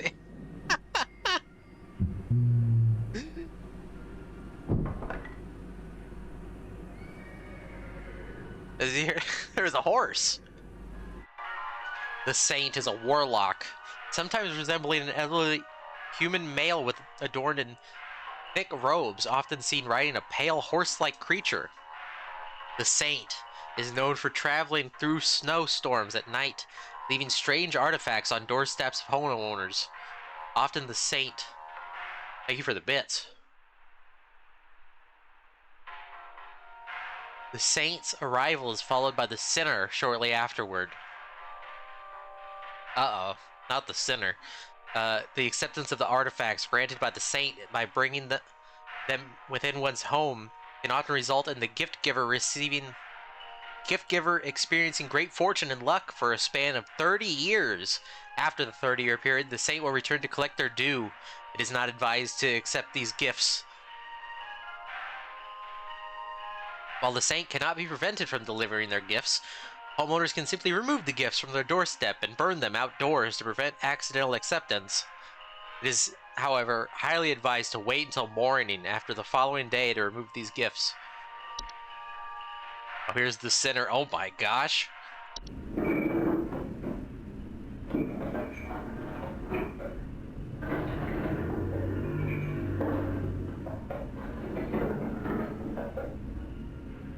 I don't like that. The sinner is a large bipedal goat-like creature known for breaking into homes and devouring human children, usually arriving after a snowstorm has passed. Homeowners often report the sound of chains or hooves, broken doors or windows, and missing children. The sinner is highly dangerous to human children that crosses its path, as it is known to ravishly attempt to devour them on sight. Human adults that are too large to eat are usually not at risk, unless they attempt to come between the sinner and its feast.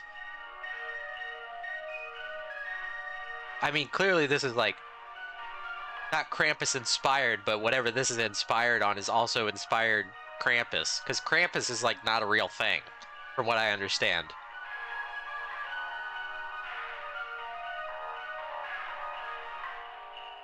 The sinner will not enter the homes of those with a gift from the saint at their doorstep. As such, it is highly advised not to remove these gifts on the night of the snowstorm. The sinner will continue to move from home to home once it is successfully fed. White.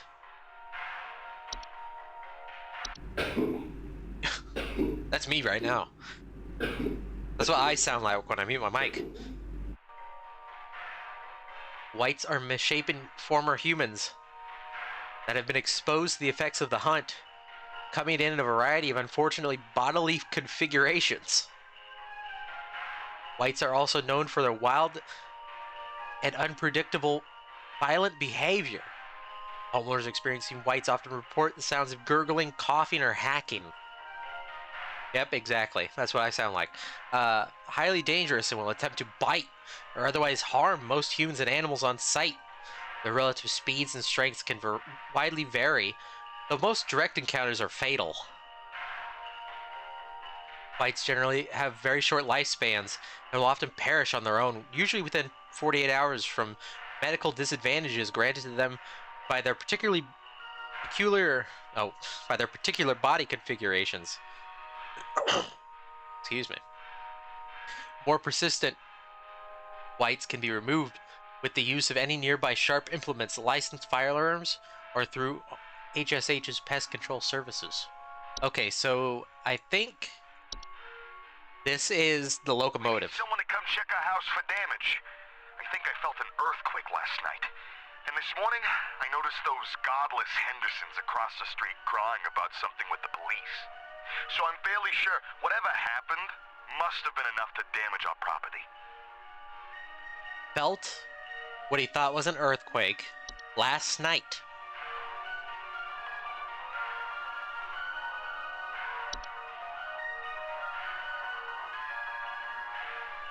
Report the floor rumbling at night, distant whistling, snow falling in strange patterns, or missing children. And I think that's what happened to the Hendersons.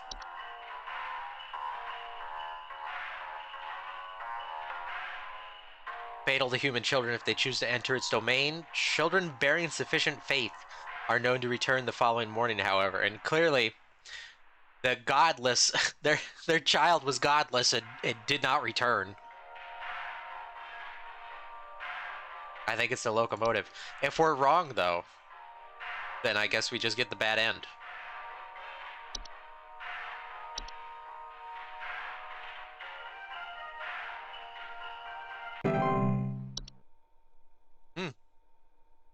We're in the clear.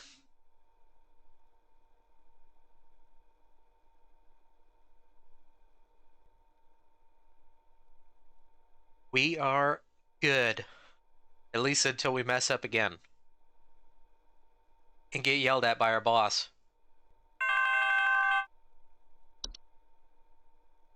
The information we received was useless. Now nearly everyone in my family is sick, thanks to you. Merry Christmas indeed. What was this one we thought was the frost wisp? And we were wrong. But I don't know what it could have been otherwise.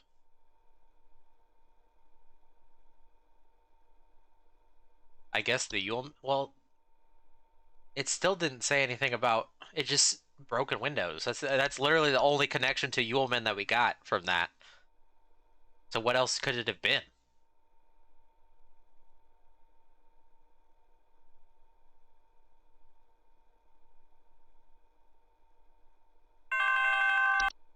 I don't even remember what was unlocked on that day, to be honest. Oh, this guy. Oh my god, they're hideous! Your info package was no help at all! That disgusting, sagging thing came back and I saw them take away my blankets! I'll be seeking business elsewhere! Thanks for nothing! Disgusting, saggy thing.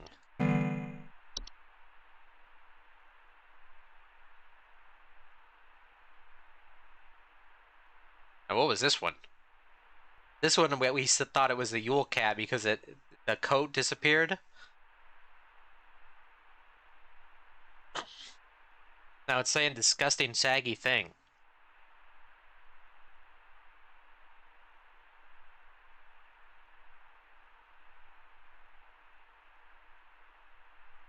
And it took all his blankets? Like, what?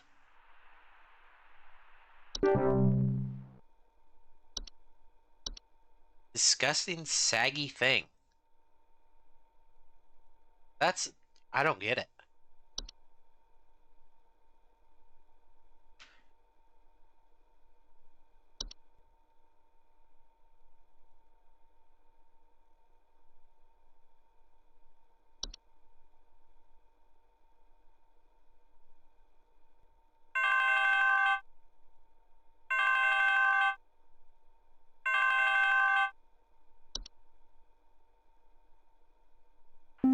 Would you describe a... I have been robbed.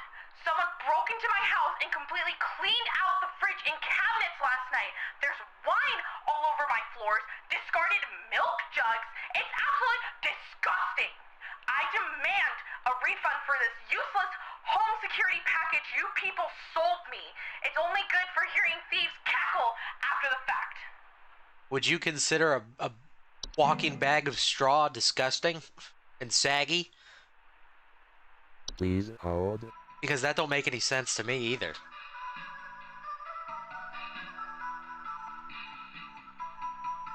Yeah, but what was the connection? You see what I'm saying is what Hans does is he sneaks into your house and he forms some kind of psychic connection with a person in it that makes them murder people. What does that have to do with stealing blankets and a Santa outfit? There's nothing in here about stealing anything.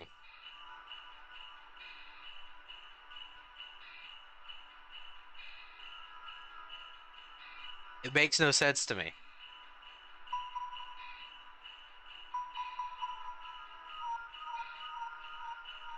The only other thing that I can think of is that it's the Yule Men, but it's not...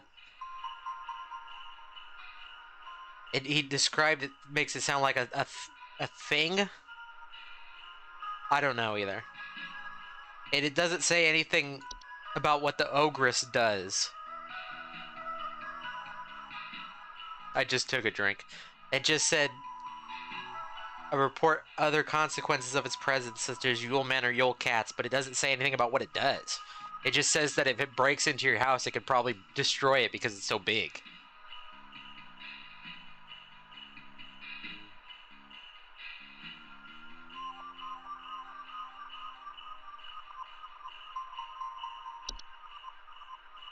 And this is just a rock. Anyway. I have been robbed. Someone broke into my house and completely cleaned out the fridge and cabinets last night. There's wine all over my floors, discarded milk jugs. It's absolutely disgusting. I demand a refund for this useless home security package you people sold me. It's only good for hearing thieves cackle after the fact. Stolen food.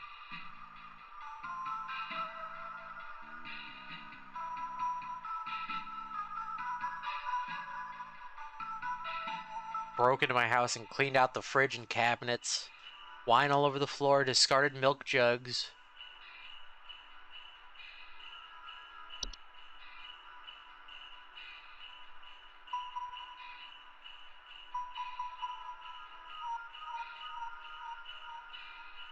What is this? Yeah, this is... The house would have been already filthy.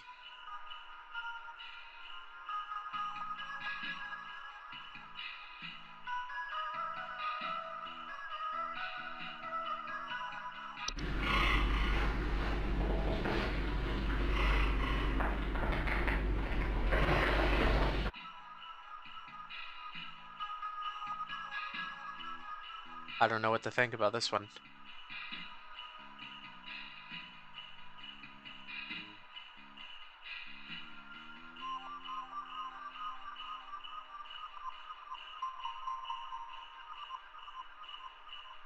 Hi, Rial. I'm busy losing my mind because I failed two, and on at least one of them, I don't know why the hell. Why the hell? That's what I thought it was Yule Men, but I don't know why the last one. The last one is still bothering me.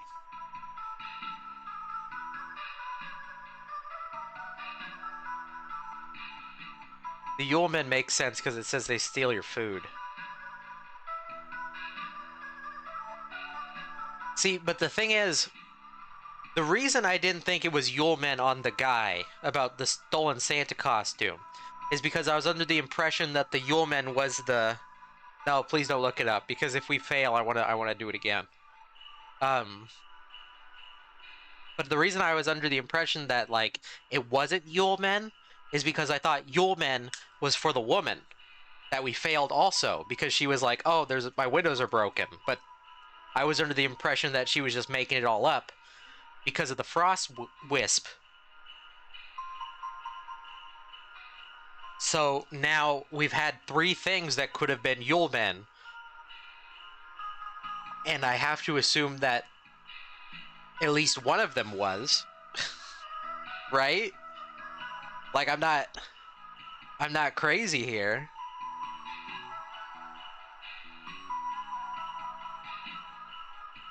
And the other question is, what would have been a frost wisp?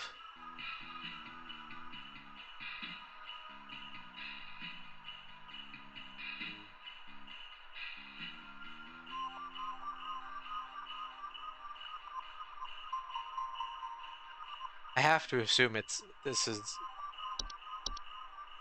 the Yule Men though, because I don't know what else would have made the mess.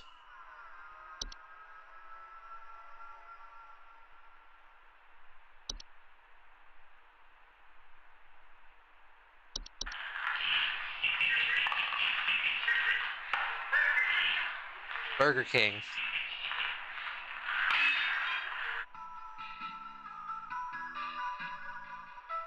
Burger King.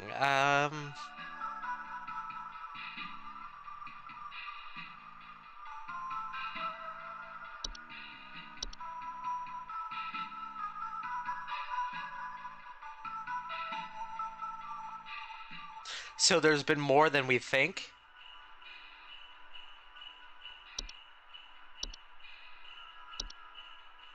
I mean, I did that before and I was also wrong.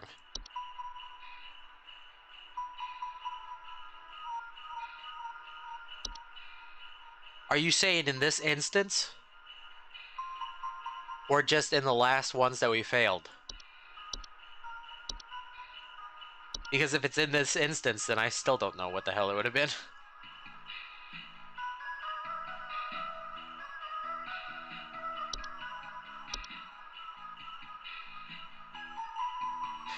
The hobs in general are pretty clean. The gnomes are kind of dirty. The kobolds? I don't remember what the kobold does. Broken floorboards. Bark like a dog.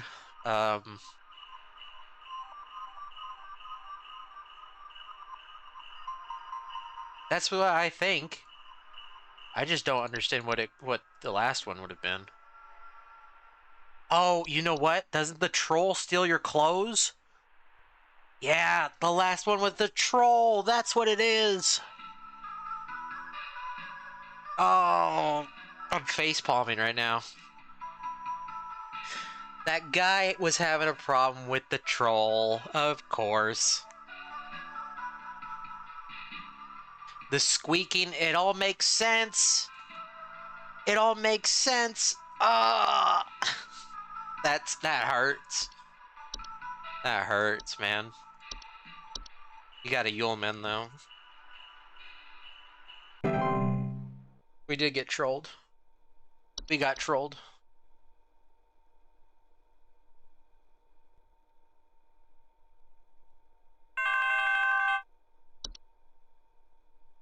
It's in my cornflakes. It's in the ceiling. It's in my coffee. It's in the wallpaper. Please, make it go away. Make this godforsaken demon go away. I don't know what this one is. Please hold. It's in the cornflakes, it's in the coffee, it's in the wallpaper.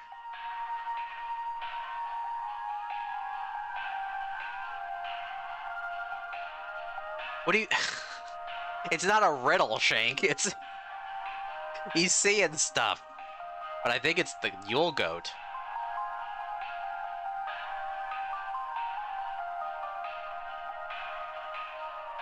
Their prolonged presence can often cause paranoia or sleep deprivation in affected homeowners. It sometimes lead to careless household accidents such as fires. It's Black Phillip.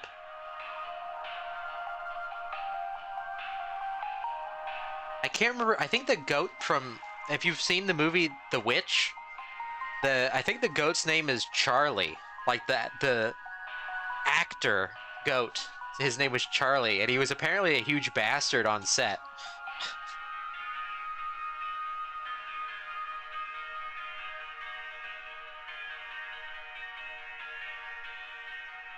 But I think he's got a Yule Goat.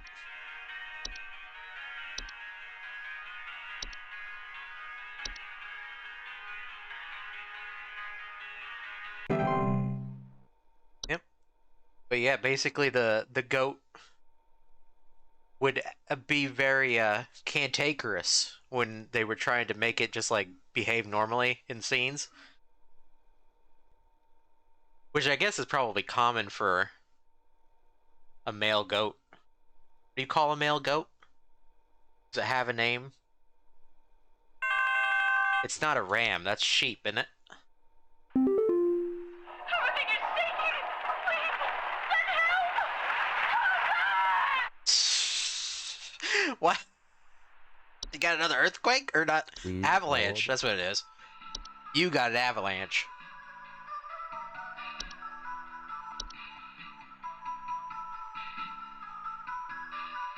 Are earthquakes an option? Oh.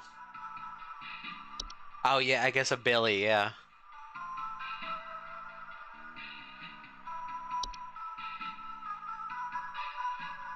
Everything is shaking. Everything is shaking! Please, send help! That's all the information we get. Is it a mountain warlock?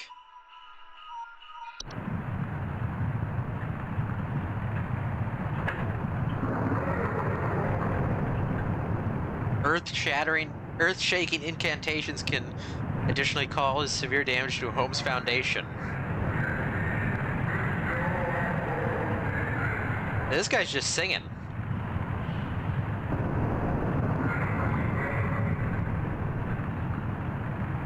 He's just having a good time. We're interrupting his Christmas party.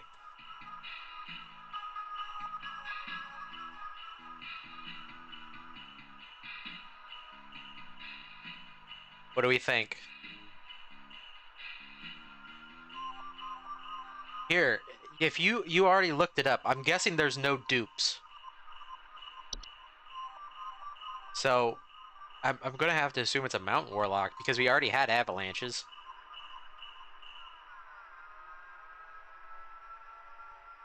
I don't know what else would shake your house like that.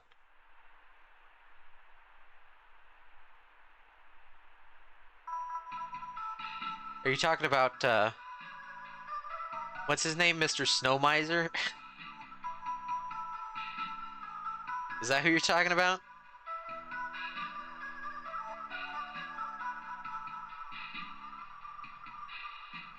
What's his name?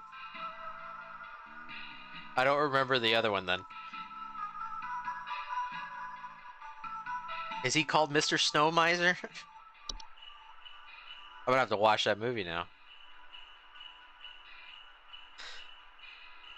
I just gotta go with the I'm saying winter warlock now, mountain warlock. Because I don't know what else it could be. You know, it's the winter warlock from Santa Claus is Coming to Town. The winter warlock. Everybody knows the winter warlock.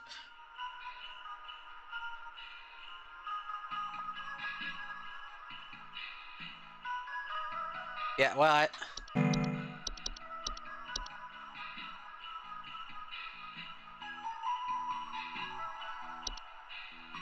is Santa Claus is Coming to Town, is that the one where the guy becomes Santa?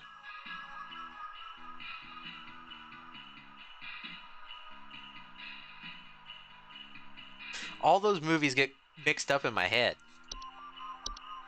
Okay, Mountain Warlock.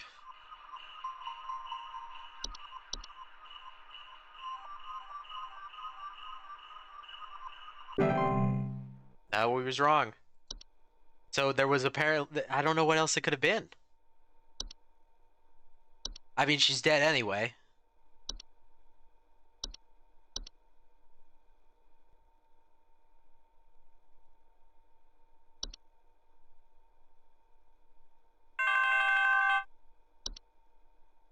What else would have been shaking the house? Hudson here. Pay attention. I've got word from the boys that the Mouse King was last seen wearing a disguise. I repeat, the Mouse King has gone incognito.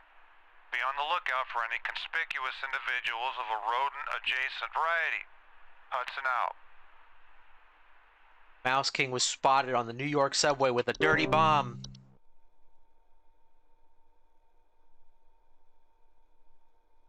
What else could it have been? The Hunt?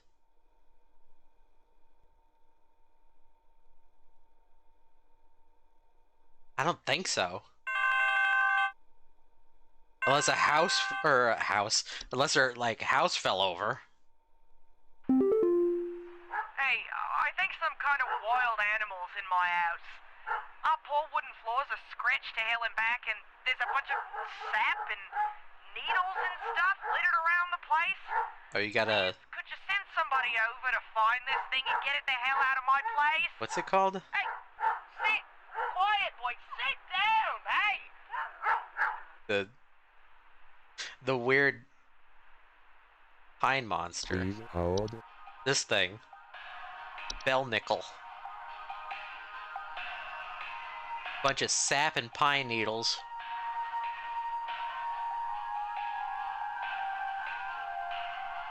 Uh-oh. Rip dog. Their presence can be highly hazardous to any furry mammals or pets in the house, should they require more pelts. Rip dog. Look at that dog, by the way. That's a good dog face.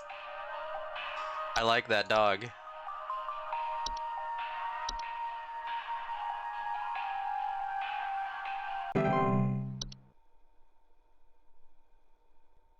I wonder what the fail criteria is, because clearly there's no way that, like, you could get them all wrong. You'd be intentionally throwing at that point.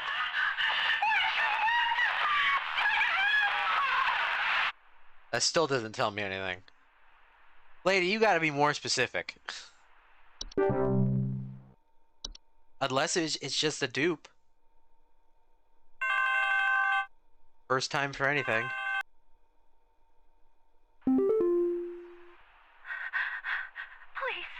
you have to help me. I think my husband has joined some kind of cult. He's not acting like himself lately, and I found what looked like satanic symbols in the attic. Okay, this is a Hans. Scarecrow in the center. This is a Hans. Please hold. You got a Hans, lady. Your husband's possessed and he's gonna murder you. Appearance of strange markings, faint sounds and of rustling, or occupants suddenly behaving abnormally.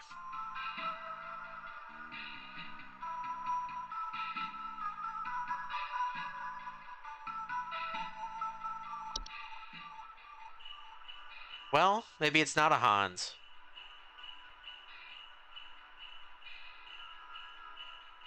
It could be a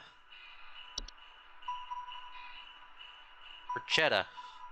Could be a bruschetta.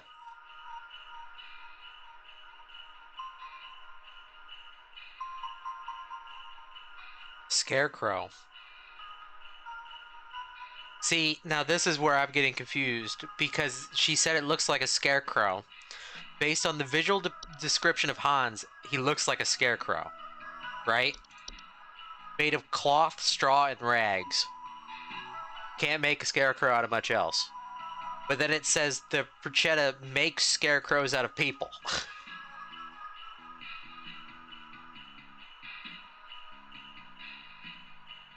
But it doesn't say anything about weird symbols.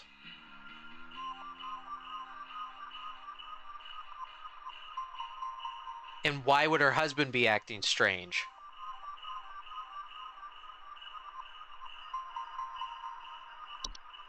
I gotta go with Hans.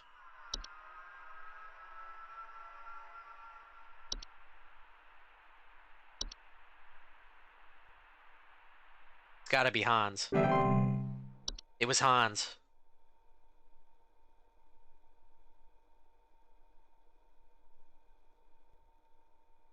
I like this image.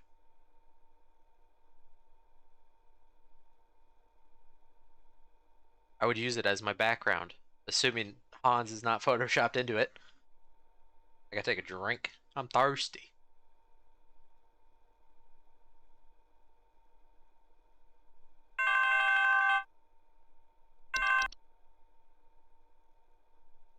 Our house is falling apart.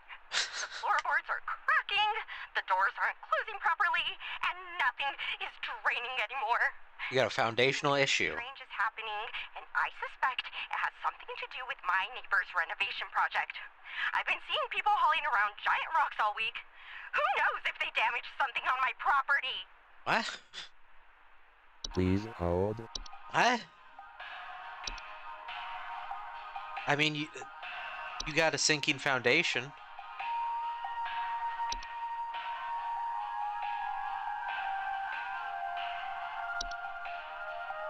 What?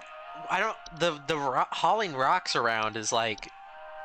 I feel like it's throwing a wrench into it intentionally. The doors aren't closing, the floorboards are cracking, and nothing is draining. Drains aren't working properly, cracks in walls or ceilings, uneven floorboards, and presumably your doors wouldn't close properly because the frames shift.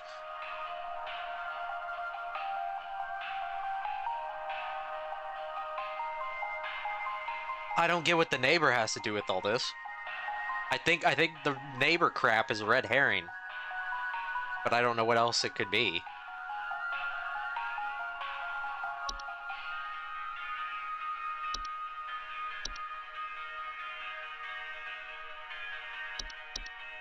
That's the wrong thing.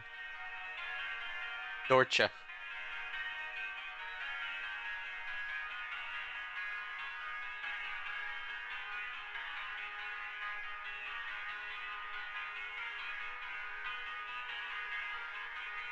Also, remember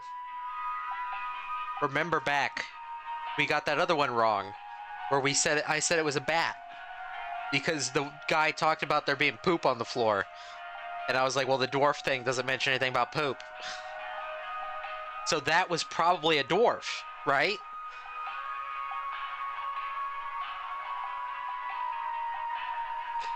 Again, if we're assuming there's no dupes, but then we think the last one was a dupe. I don't know.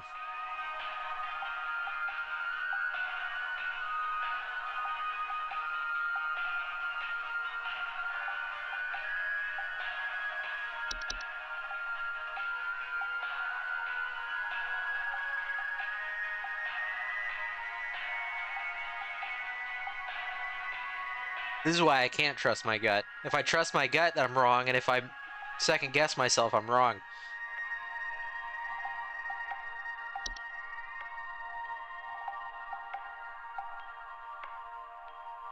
I mean, that's the problem, is what else would that other thing have been? Because she had, like, the other thing is an avalanche. I don't know what else would have entrapped those people. In this case, this is a... Our house is falling apart. The floorboards are cracking, the doors aren't closing properly, and nothing is draining anymore. Something very strange is happening, and I suspect it has something to do with my neighbor's renovation project. I've been seeing people hauling around giant rocks all week. Who knows if they damaged something on my property? She's been seeing people hauling around giant rocks. Which, yeah, I mean, I don't think it's a dwarf, because looking at this picture, it doesn't look like a person. Like, I wouldn't think that was a human being. I'm just going with sinking foundation. You need foundation repair. You gotta call hostess.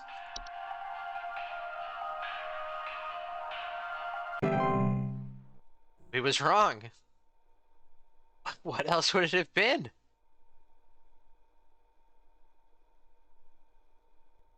There ain't no way it was dwarfs.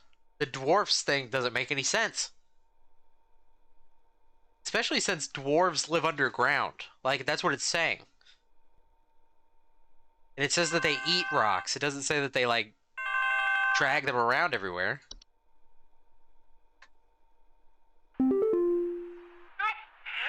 Someone stole our competition out from under us. I know it's those no-good Derricksons.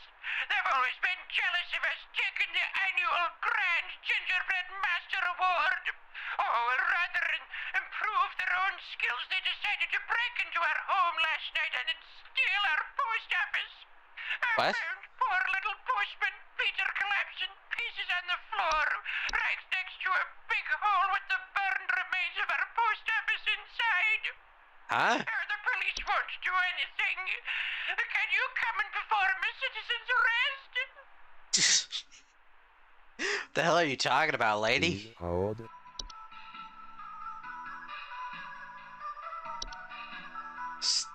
Stole our post office.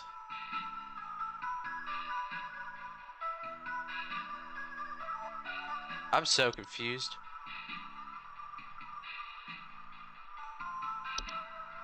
Also, there's an ad coming up in 3 minutes. See if you can make sense of this on the second time. Someone stole our competition out from under us. I know it's those no-good Derricksons. They've always been jealous of us taking the annual Grand Gingerbread Master Award. Oh, rather than improve their own skills, they decided to break into our home last night and steal our post office. I found poor little postman Peter collapsing, pieces on the floor, right next to a big hole with the burned remains of our post office inside. The police won't do anything. Can you come and perform a citizen's arrest?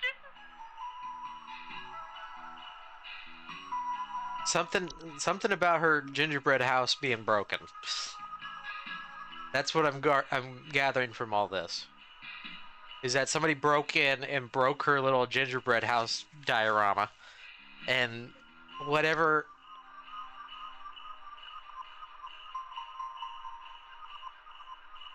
on the floor in the yard, right next to a big hole.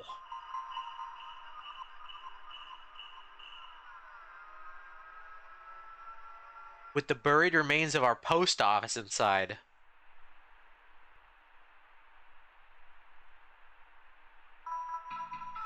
I'm so confused.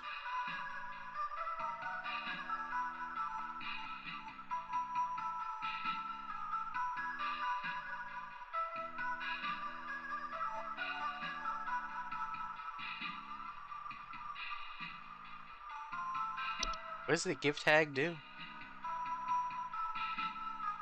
Probably not the gift tag.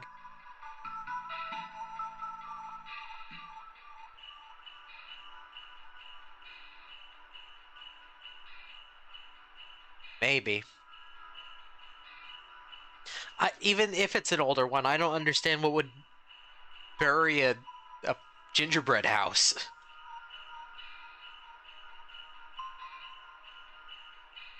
Bury a gingerbread house outside, no less.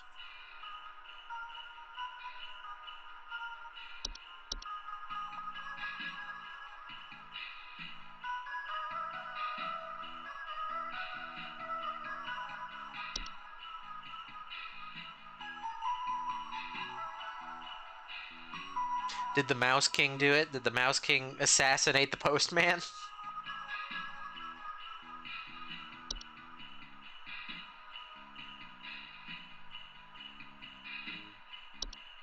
Oh, you looked it up. That's what you did. You Googled it. Cheater. Also, here comes the ad. Here comes the ad. Do. What do you think? Using your knowledge of Googling the answer, what do you think it is?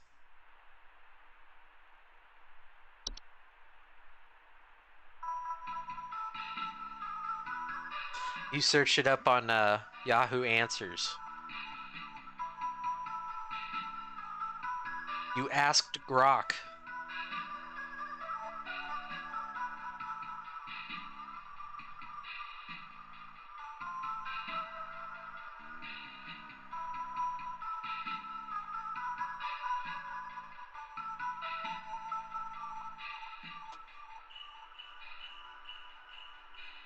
What is it? What is it?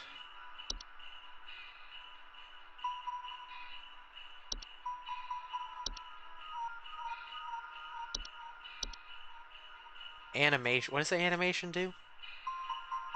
Missing or stolen household objects.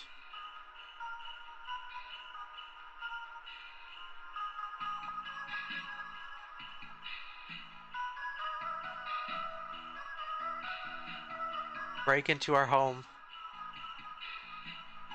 I mean, she's not. She's rolling her R's on every R. I can't understand what she's saying.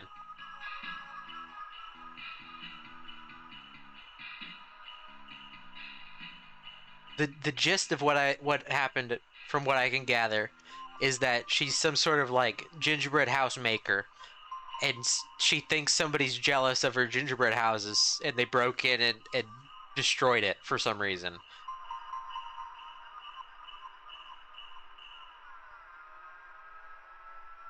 Homeowners with animations commonly report hearing clattering noises at night, missing or stolen household objects.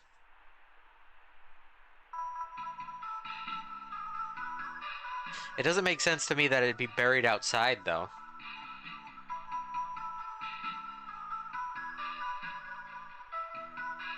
And burned.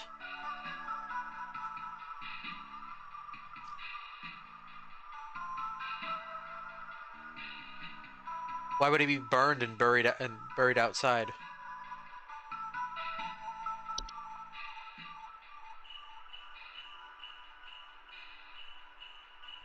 Are you telling me it was the Mouse King?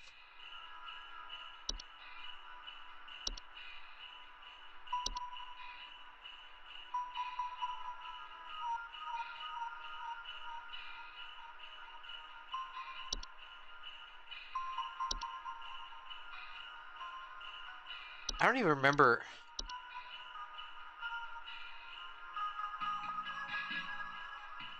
Animations are usually not directly dangerous to humans and will ignore them entirely as they go about their business. But their presence in a household may indicate the interest of other potentially dangerous parties.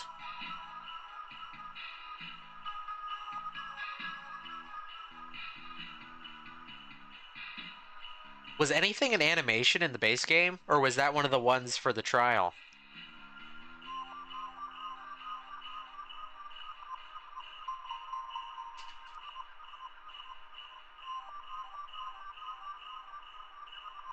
It was a trial one? What hob would it be? Hobs are usually clean and, like, they're not jerks. So I don't understand why they would destroy a gingerbread house.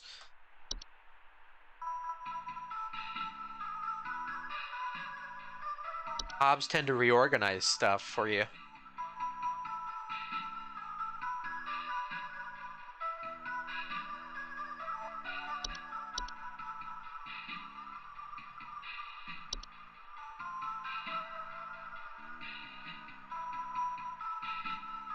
If Hobbs were my go-to when I was in doubt, I'd be wrong more often than I've been right, which is not often.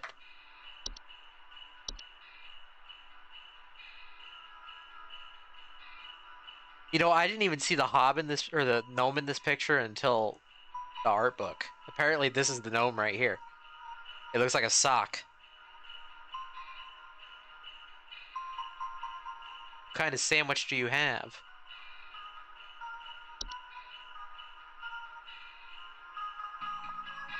Reanimation is the zombies.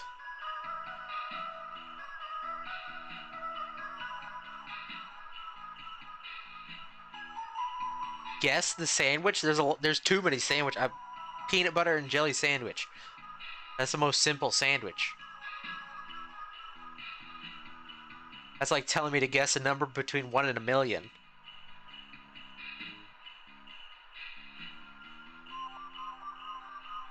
Egg? Did somebody say egg?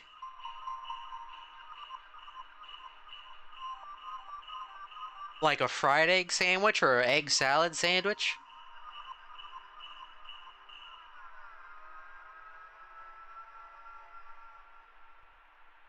Or egg sandwich where it's like a burger patty with an egg on it? That sounds really good right now.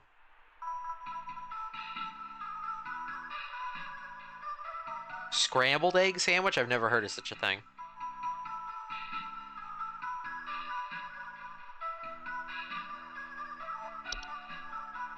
You know what you got? You got Sinky Foundation, lady.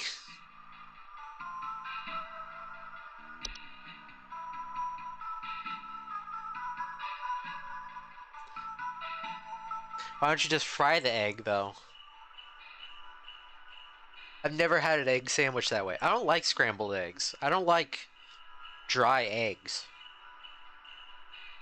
If I have like an omelet or something, it has to be really cheesy or it has to have a lot of stuff in it. Because I just don't like dry eggs. I don't like my eggs scrambled. I need that yolky goodness.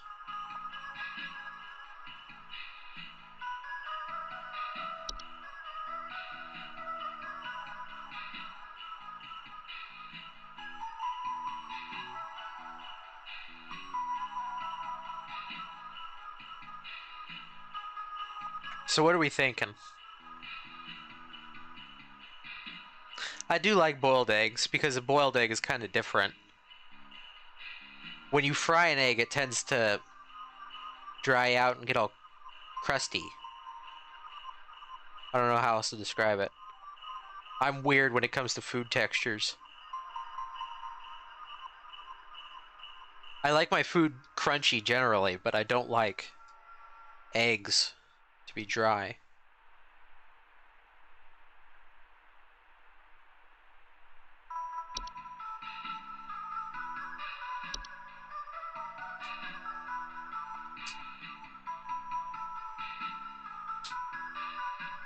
I'm fidgeting with a thing of chapstick now. I don't know. I'm stumped on this one. We're almost at 50%. I'm guessing 50% is the loss. I mean, we probably lost already, but we are going to destroy the planet. End all life on Earth and below it.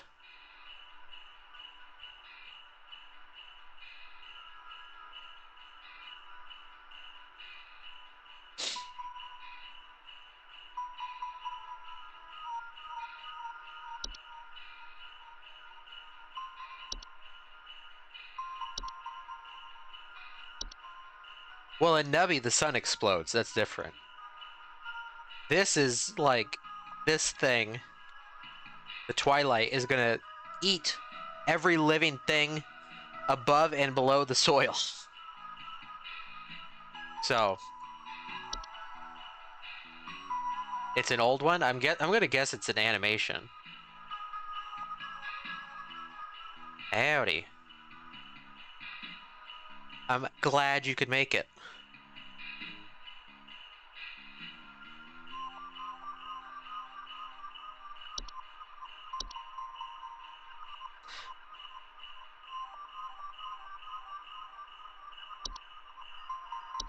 What else steals stuff?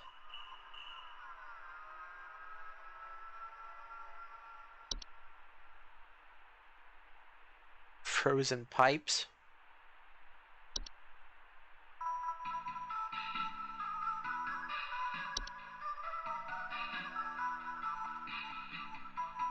Homeowners infested with kobolds sometimes report broken floorboards.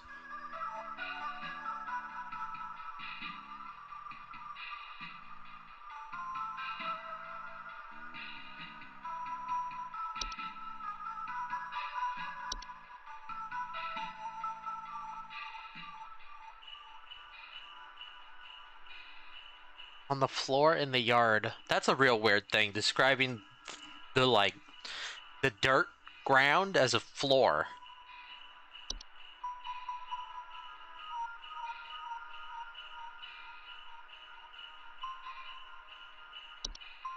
My only guess is an animation, because that's the only thing that I can think of that steals stuff. Though I don't know why it would do it.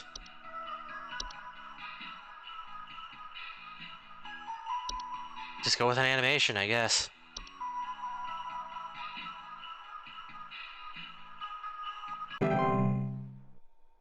He was right, okay. I'll take it. I'll take the W.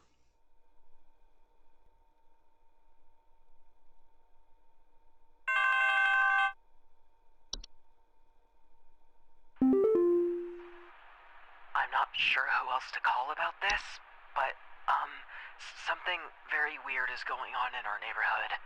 Some strange man in a large trench coat and Halloween mask is Halloween going around mask. ringing neighbors' doors carrying some kind of paper or notes. He hasn't come to my house yet, but I'm very afraid of what they might be up to. Pepper, stop scratching the door. He's going to think we're home. Carrying some kind of paper or note. Halloween mask. Large trench coat and a Halloween mask.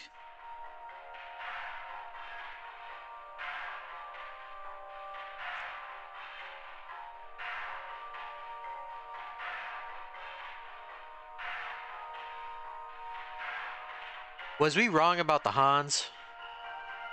Or were we right? I don't remember. Halloween mask. Guy in a trench coat.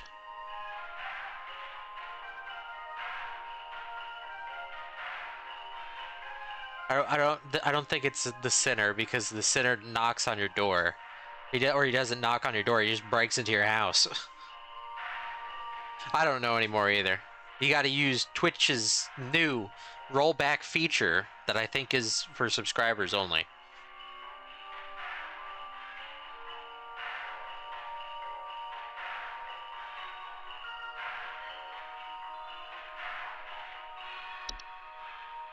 Guy in a Halloween mask.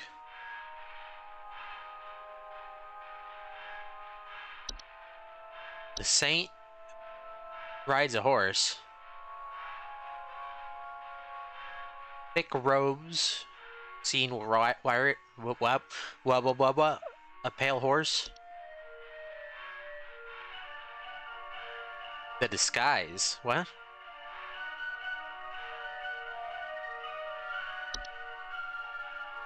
Some strange man in a trench coat and a Halloween mask. Carrying some kind of paper or note. Oh. How the hell? I mean, it's a mouse, though. I don't remember what the guy said. Our boss, or whoever he was. I guess Carol's our boss.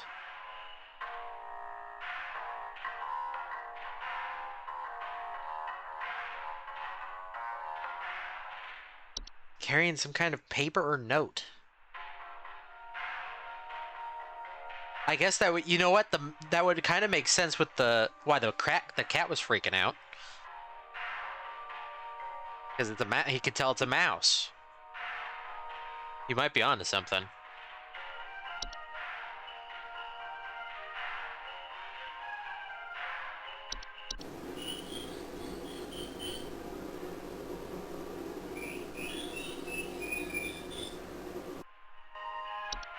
You might be onto something.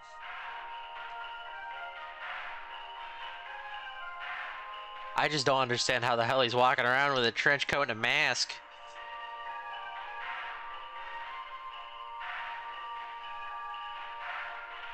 But we can say it's the Mouse King.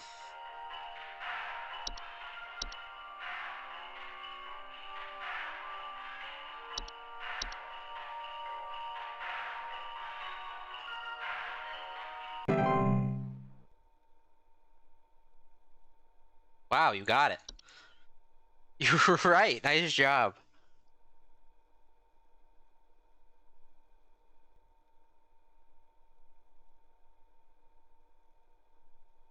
You also say everything else is a hob. I need you to send out someone to change out our locks. My mother-in-law has finally gone far enough, and I've had it with her. I don't know how, but I think she's managed to get a copy of my key to come in and leave these creepy little dolls for my kids at night. Creepy dolls. I saw that old bag myself on the security camera. It's a bit fuzzy, but I can make out those crony old arms of hers. The gift tag? Please hold. Is it a gift tag? Those look like crony arms to me. Makeshift dolls.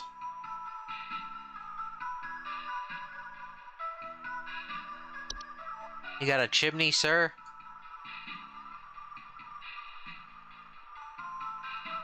That doesn't look like an old woman to me, though.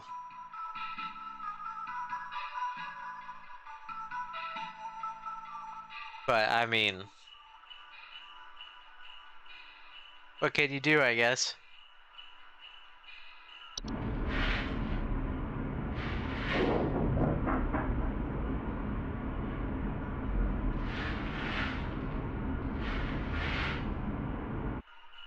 He's not saying that there's any actual problem. He just thinks his mother-in-law is breaking into his house.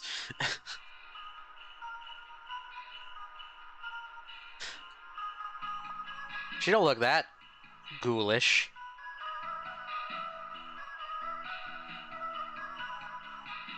You know who she looks like? She looks like, if you ever watched Wild Boys, I think the guy's name was like Manny or something, and he was like the animal expert guy. That's who she looks like. That's such a dated reference, but that's who she looks like. I gotta look up a picture of the guy now.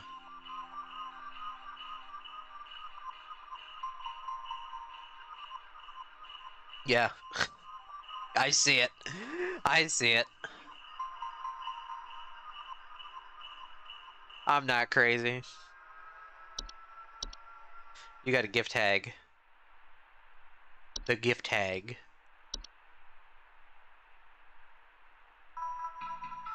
I like how it's the gift tag. Like there's only one.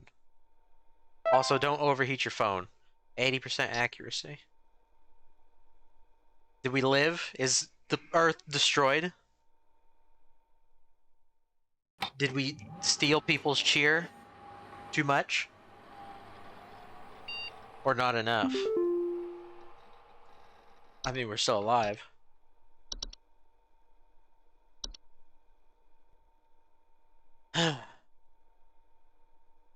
Sighted across all northern territories at approximately 600 hours.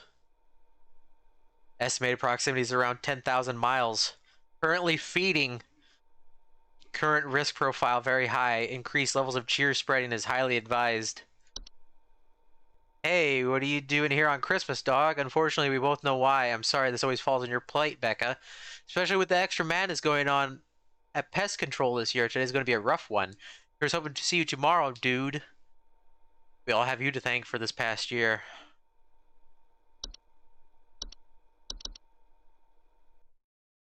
Christmas Day.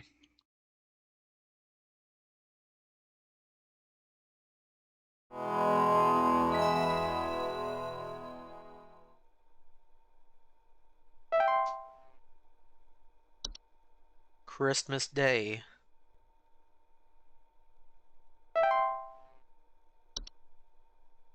We already unlocked everything.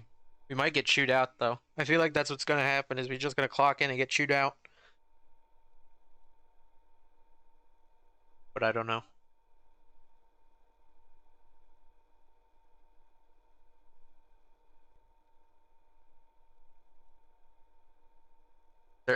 They're letting us sweat. There we go. Hudson here. We almost had him, but that little royal pain has given us the slip. He was last seen hightailing it towards the head office with his swarm in tow. I repeat, you have a whole gaggle of mice coming your way. My boys are coming in to break the walls Code down. Red. We're gonna seize the king no matter what. We're going to DEFCON 5. Everybody's up at IT, they're gonna have plenty of work ahead of them tomorrow. That's how it has to be. Hudson out. Is he going to chew on all the wires?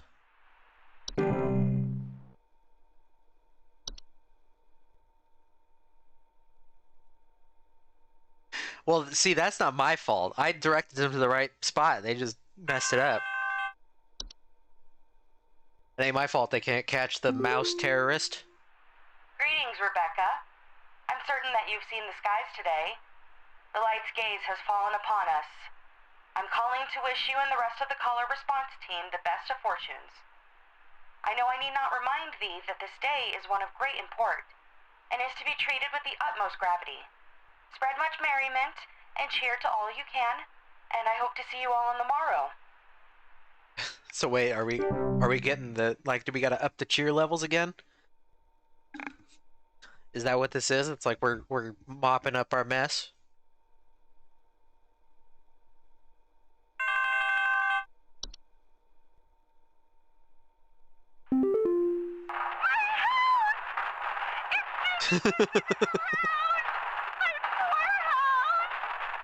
I mean, this was the woman that we said had the sinking foundation. Like, you're gonna tell me that's not a sinking foundation?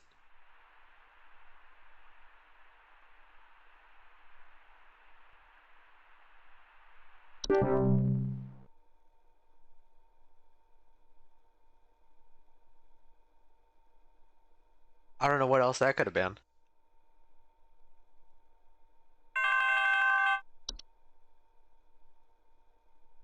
Some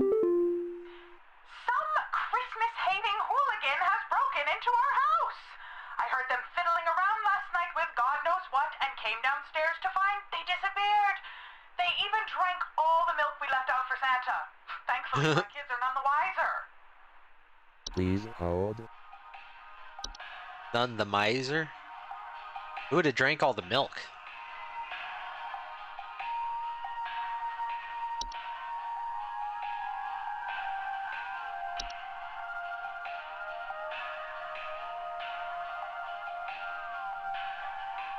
No, the saint doesn't break into your house. The saint just, like, leaves stuff on your porch.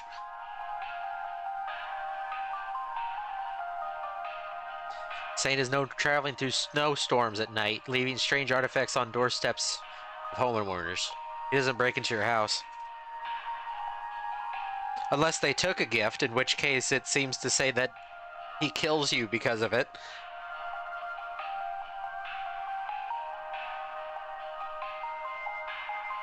Yeah, it says some broke in and drank all their milk for Santa.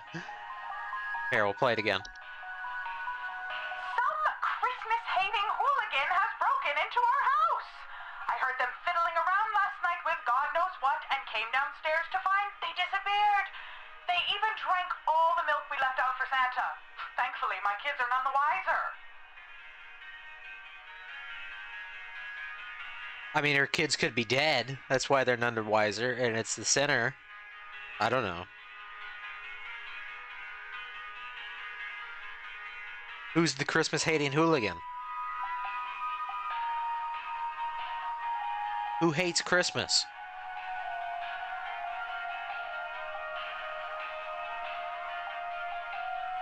I don't know. She didn't say. She just said that she heard something fiddling around downstairs. I mean, we don't have a Santa. There is no the Santa. The Saint is the closest thing, that and the gift tag, but the Saint is the closest thing we have to a Santa, and he doesn't enter your house. He just leaves stuff on your front door. The sinner breaks into your house, and he eats your kids.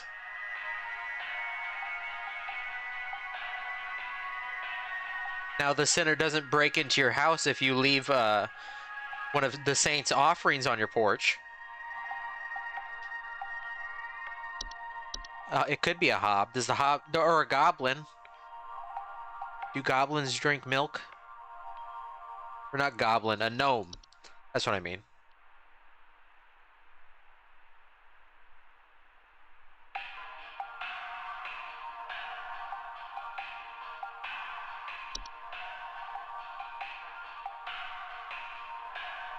Drink milk.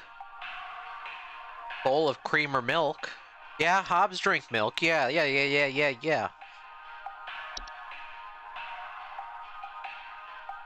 Drank all the milk they left out for Santa.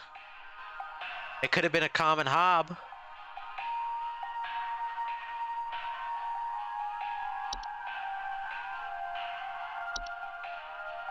I don't know what other kind of hob it would be, but it does say that the common hob likes milk.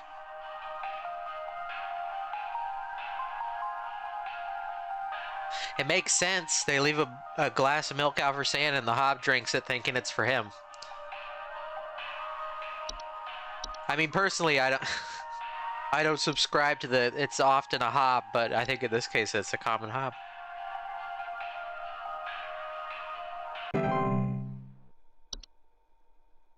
I mean, the number didn't go down, but it didn't go up.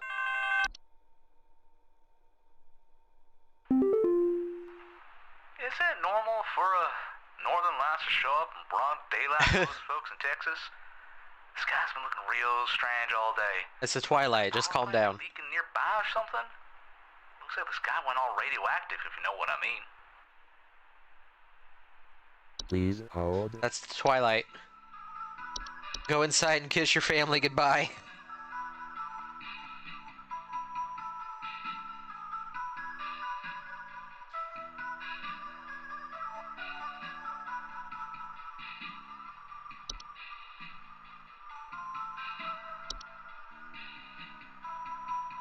I'm guessing that's what it is. I don't know what else it could have been.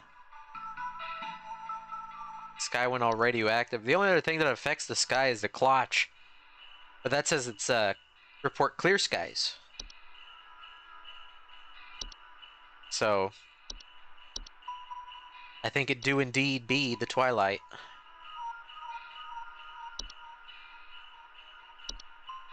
What are you yoing? I just about pressed submit. What are you yoing? Read the cloche. Well, it says the clear skies.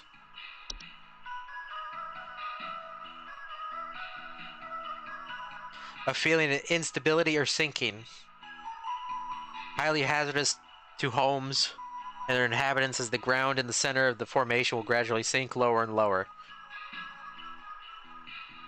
Oh, yeah, okay. She's talking about people hauling giant rocks around. Yeah.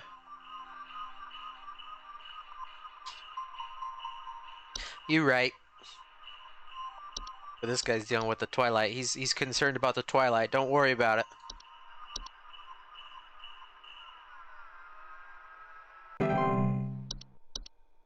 I gotta take another drink.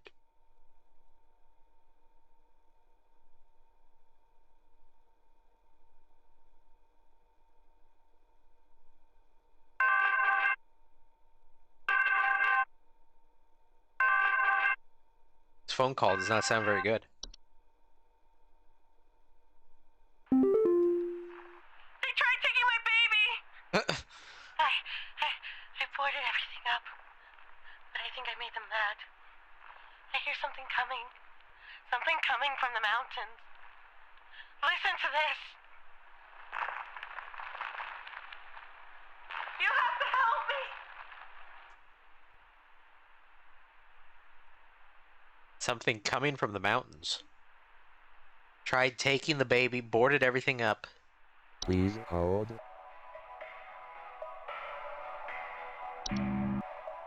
Network error. Oh no!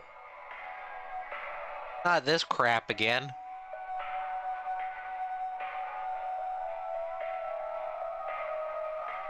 Tried taking the baby.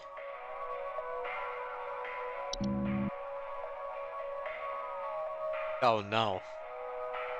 Something coming from the mountains. Were we ever right with the Yule Men?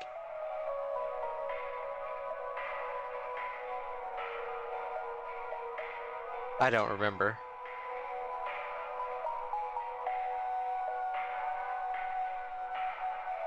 I think so too.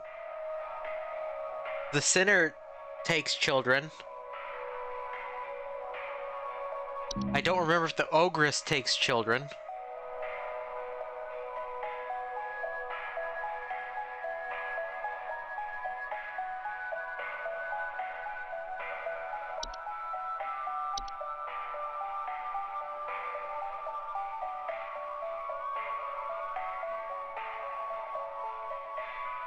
What else takes children?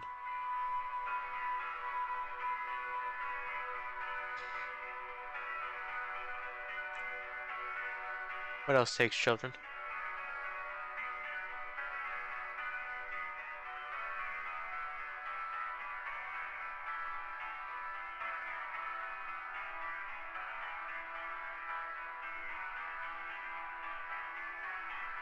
Bruschetta doesn't have anything to do with children necessarily.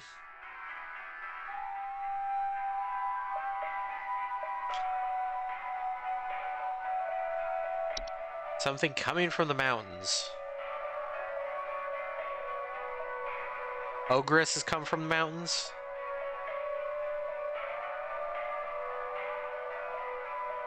The problem is it says it gives no information about what it wants or what it does. It just says that if it comes into your house, it like breaks shit because it's 10 feet tall. Now the sinner eats children, but like you would think it would have ate the baby. I don't understand how this woman fought off this goat monster.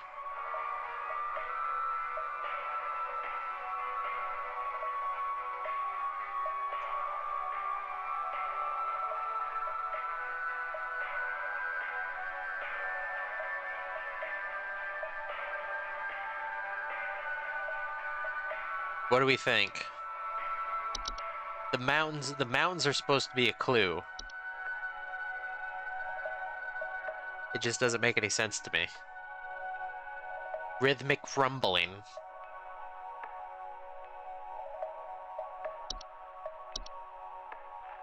They tried taking my baby! I boarded everything up, but I think I made them mad. I hear something coming. Something coming from the mountains. Listen to this.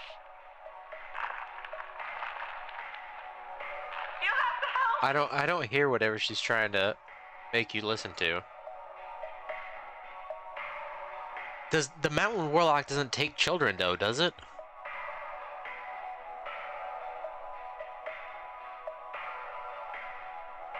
The Mountain Warlock is just like on his mountain pondering his orb and casting spells, and then that accidentally like causes an avalanche and kills you. I thought that was the idea behind the Mountain Warlock.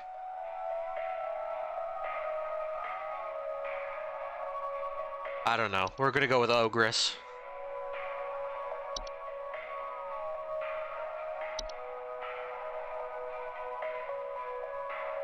Submit. If she dies, she dies.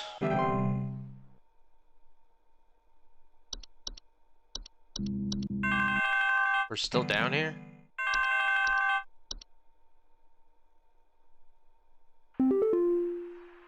There's a nudist in our neighborhood. I contacted the authorities about this pervert crisis, but they told me to call you instead. Last night, I saw my neighbor darting through the neighborhood completely in the nude. The pervert looked like he was terrified of being caught, as he's right to be. I need you to send someone over to arrest this nuisance right now. What the hell is this about? I don't think I don't think this is my jurisdiction. Please hold. Okay, let's read. Oh. In the first place, can reinforce and advise benevolent behavior in their children. Ogres will see fit to visit a home if they fail to acquire their targets through other means.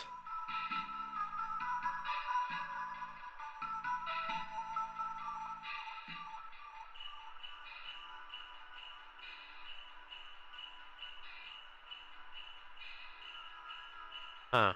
I guess we were right.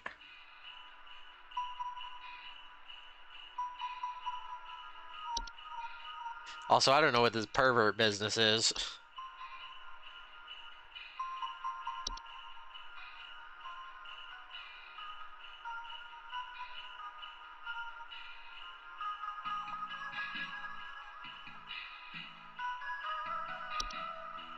Why would this person be naked?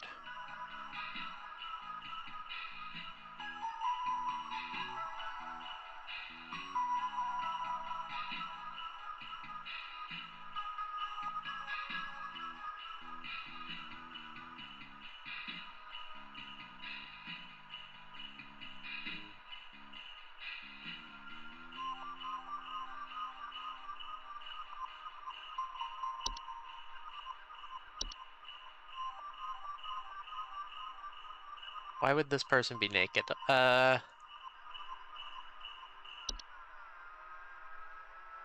zombie? I don't know.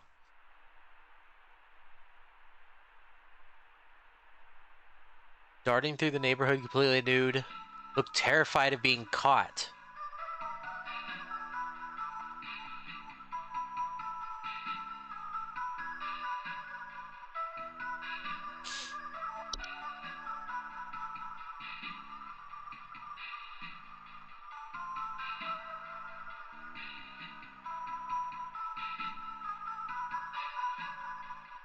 Huh.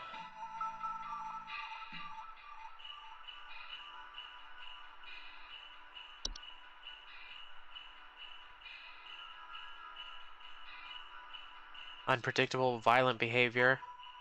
Sounds of gurgling, coughing, or hacking.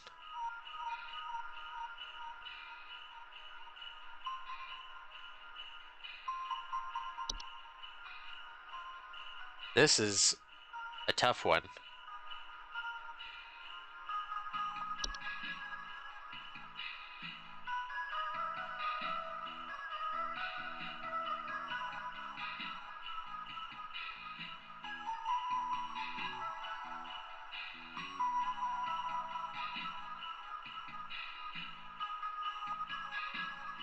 The Hunt?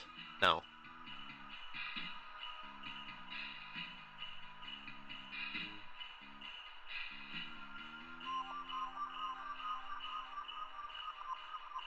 Cannibalistic desires.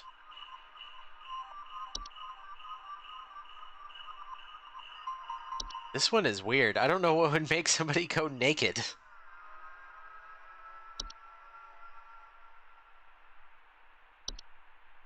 Bed teeth. Yeah, it's working. I see your message. What's going on? Did chat break? What happened?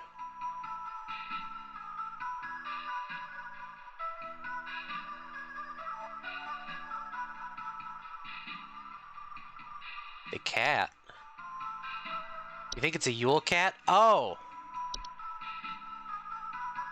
Because he was delivering the clothes? Because it said a Yule cat, you're supposed to get naked? Yeah. I mean, we can go... That's the only thing that makes sense. I don't know what else would make somebody be naked. We'll say it's a Yule cat. You got a Yule cat in your neighborhood.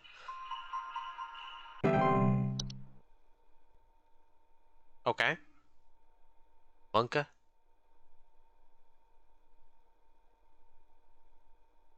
I guess your internet died or something.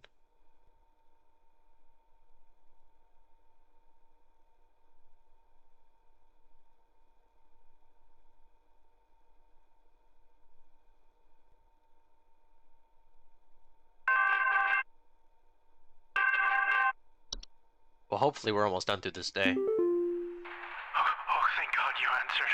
I don't know how long we have before the power goes out again, but please, you have to send somebody out here. I'm at 451 Grover Lane.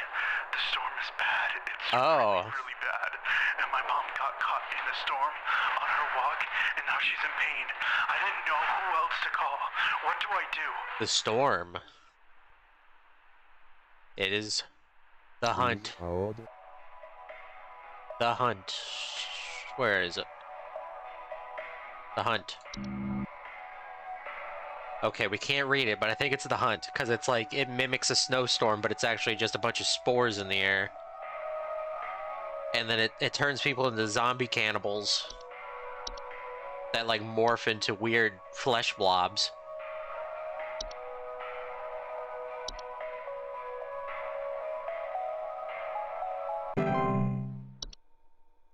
Bingo.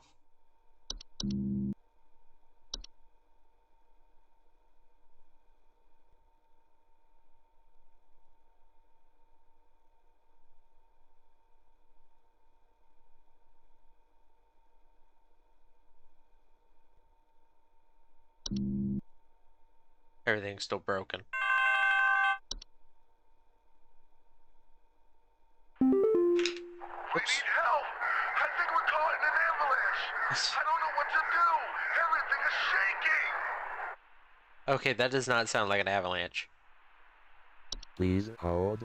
Did you hear that in the background? We need help! I think we're caught in an avalanche! I don't know what to do! There's chanting in the background. I think this is the mountain warlock.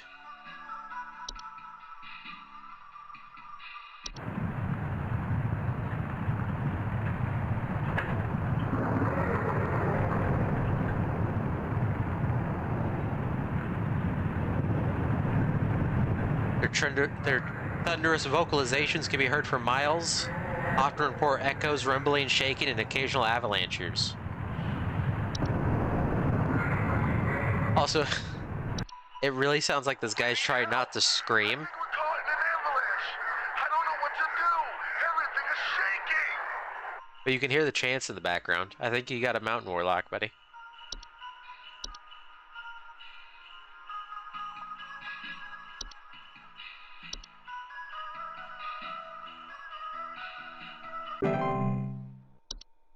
Mountain warlock. Warlock Mountain.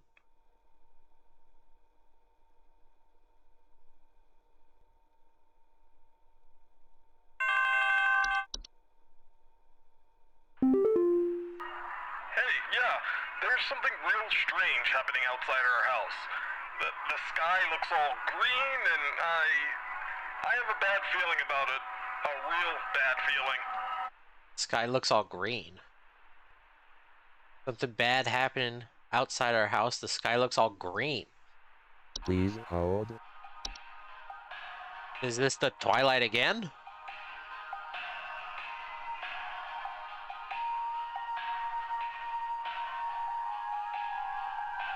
The sky looks all green.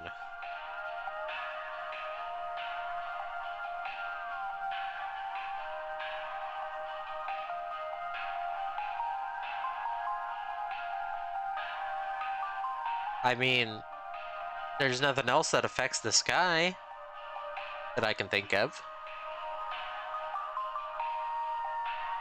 But the sky looking green, that's the Twilight.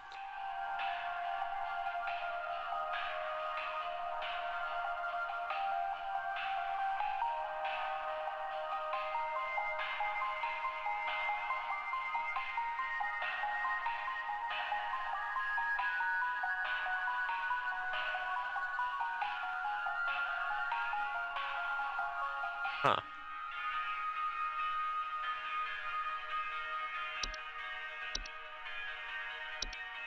I wonder if we're not supposed to be telling people about the Twilight.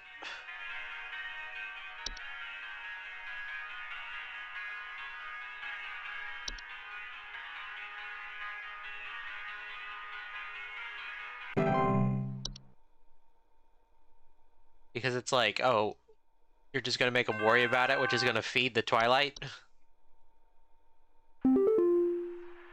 someone trying to spy on my son Richie and I. Just the other night, while it was raging outside, some prankster with a death wish came to our door and just absolutely hammered on it and left before I could answer. This kid left some kind of weird-looking orb on our porch, so I punted it into the trash. Probably some kind of spy camera to case the joint with. Storm was raging. Somebody knocked on the door and left an item. Before they didn't get invited in, they just left something, and then he brought it in and threw it away. Uh-oh. Please hold.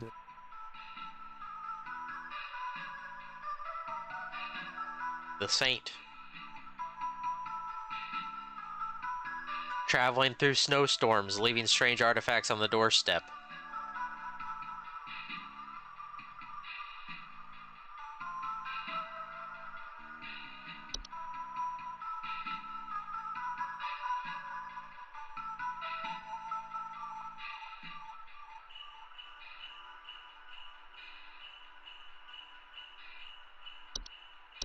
The Saint. Where is it? There it is. You already accepted his gift. You are now cursed 30 years from now. But until then, you apparently have really good luck. You will be wealthy and very fortunate. Until he just, I guess, kills you in 30 years. I feel like that's a long enough time where I just wouldn't care anymore. Like, if I was 30 years from now, I'd be fine with it. Some kind of insane drunk man is in our neighborhood, limping around and trying to bite people. Please send help over. The children can't go outside anymore with this lunatic lurching around and chasing the neighbors while wearing this stupid little reindeer headpiece. A reindeer headpiece. Please hold. The antler growths cause... Uh-oh. Does the antler growths cause people to bite?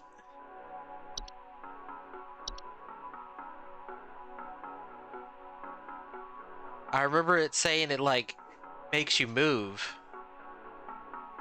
But I don't remember it saying it bites people.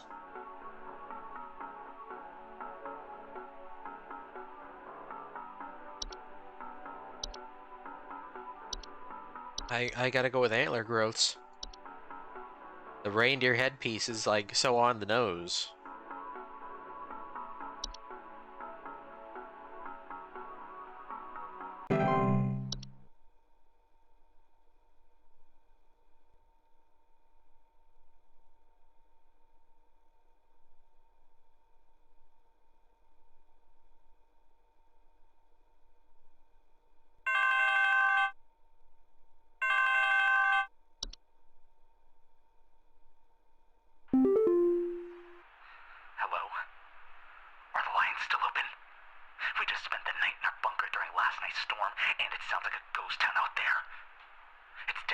outside, save for the sound of some wandering souls coughing their lungs out. Ooh. Did the commies drop a deuce on us? Please confirm. Confirm. Over and out. Please hold. You're right. It's the communists. Get out there and fight. Yep. It's the snow zombies. Somebody coughing their lungs out, snow zombies.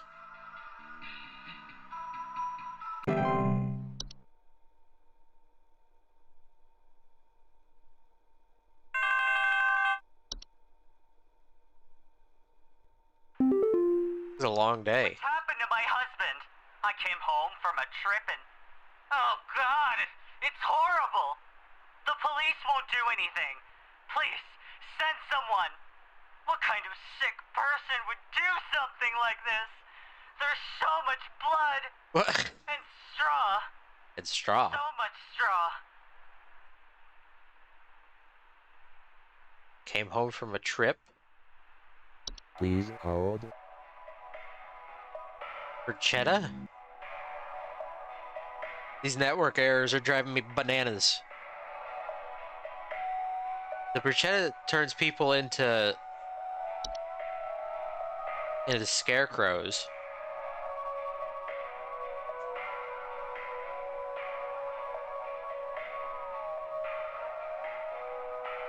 What else would leave straw behind? And kill people, I guess. Turn them inside out. I don't know what happened.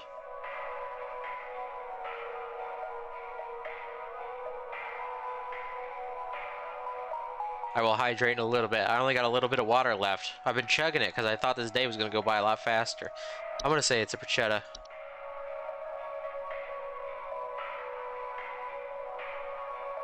Really? A Hans?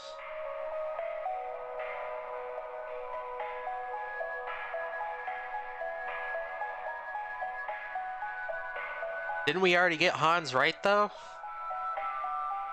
Bruschetta wasn't right. Or well, we haven't had one. That's bruschetta. I'm going with bruschetta. I'm trusting my gut even if it's wrong. It makes sense to me.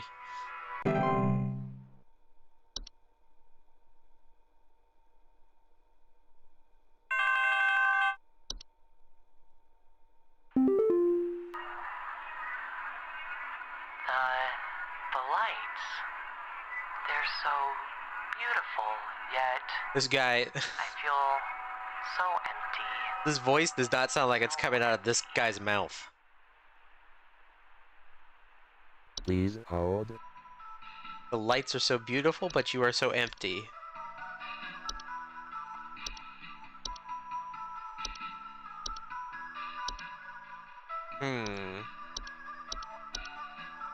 What would this be?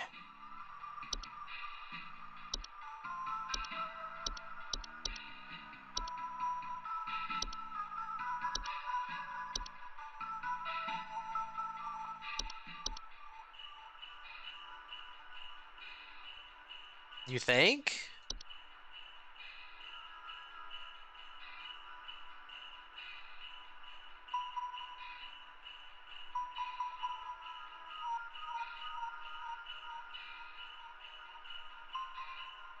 I mean, that's true. Brennan's feeding all manner of fear, agony, and suffering.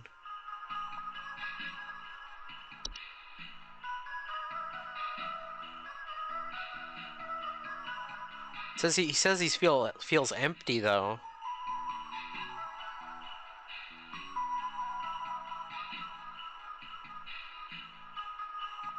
Would it be anything else? Or could it be anything else?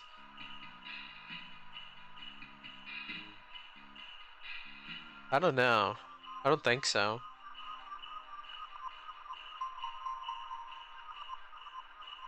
Dwarves? The hunt? No.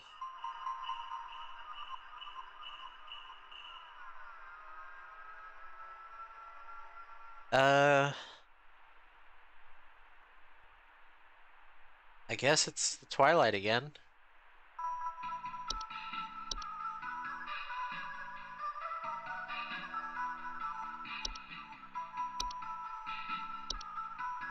But is it though? I just can't imagine it being that again, but okay.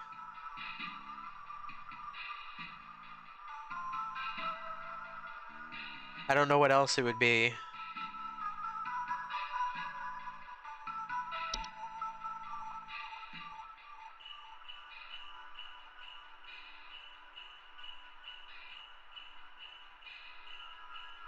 Trying to think of something that makes the people depressed. Wait, hang on. What does the Fey flu do?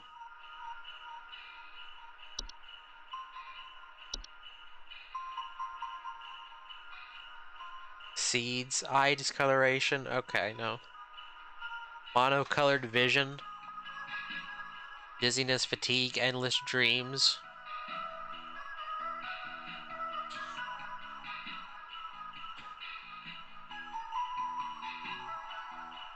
Is Twitch just dying? It's possible Twitch is just dying. But I'm not dropping any frames or anything, so I don't think it's on my end.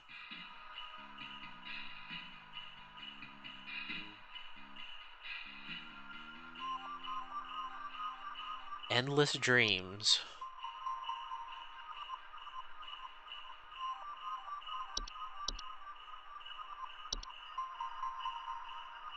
I guess we'll just say it's the Twilight again.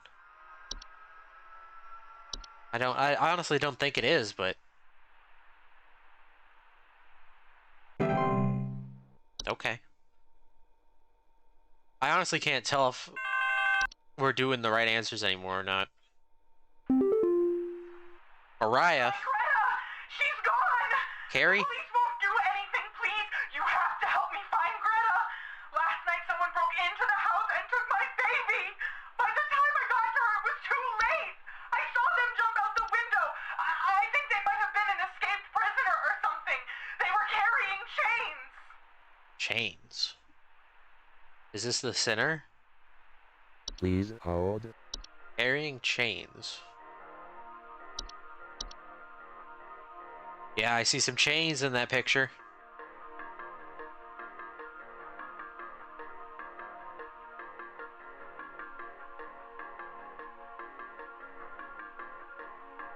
Doesn't say anything about chains, but picture. Got them all over the arms and legs.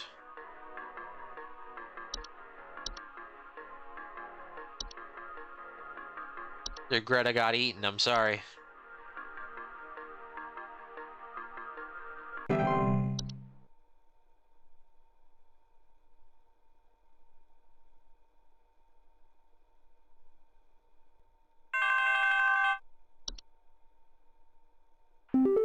This day is so I long. think there's something wrong with our heating system.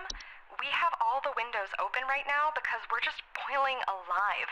I've gone to the basement to manually turn off the heater, but somehow it keeps getting turned back on and cranked up way too high. Turned back on. We're sweating up a storm this winter.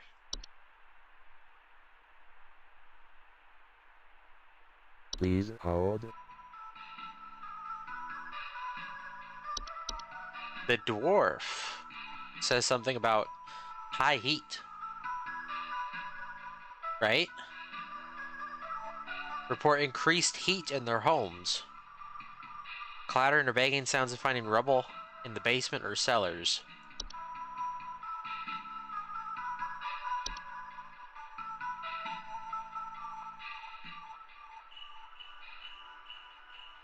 Increased heat.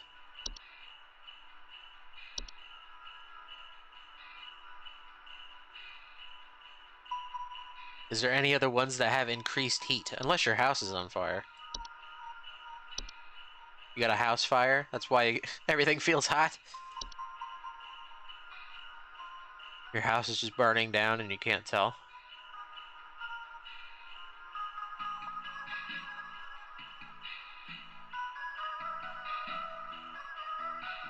I'm gonna go with dwarf.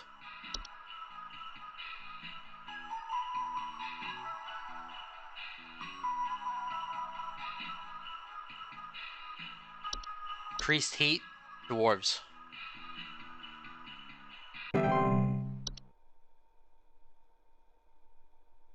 I guess it was right.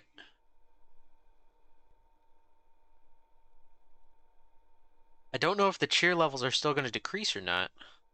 I feel like we have to have gotten one wrong. There's no way all of them have been right. They're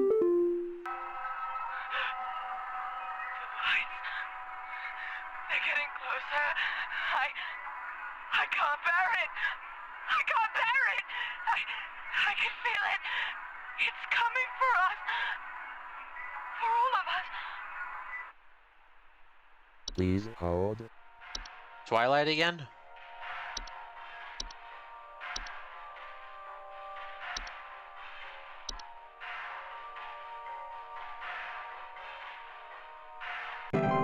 Yes. It is the demise of the planet. Be prepared. Say goodbye. I mean, today is Christmas. This is all happening on Christmas. So Christmas is not canceled. It's just being interrupted. You got to get your celebrations out quick. Hudson here. First off, you're welcome. Me and the boys had to make quite a mess to do it, but we finally done it. Yeah, that's right. We got you, Your Majesty. The rest of them scattered to the winds as soon as we captured their not-so-mighty leader. Spread the good news around the office and maybe call the IT department, some carpenters, and a plumber as soon as you can. Pretty sure that pipe is gonna burst one way or another anyway. Happy Yuletide, season's greetings. Hudson out. Okay. Congratulations, buddy. What if the Mouse King was trying to save the planet? What if the Mouse King had the solution and they just stopped it?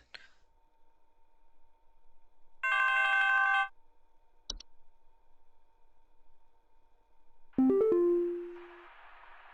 have worked the miracle once again, Rebecca. Oh, thank goodness. Thanks to you, the Lights Watch has passed over us once again. You are truly a lifesaver. With minimal casualties. As a friendly reminder, the office Christmas party begins on the morrow, so we had best see you there. May the Yule shine upon thee and be ever merry, Rebecca. I guess so. Did we win? We get that W?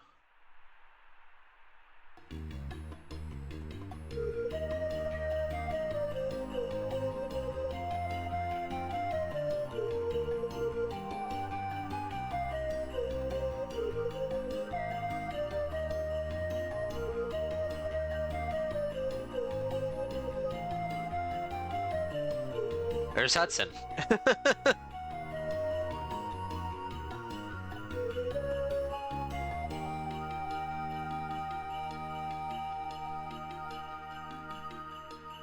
We saved Christmas. What is that? What the hell is happening?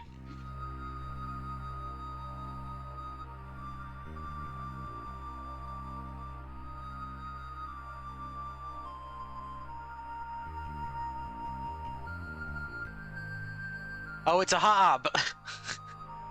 It is a hob! Whoops.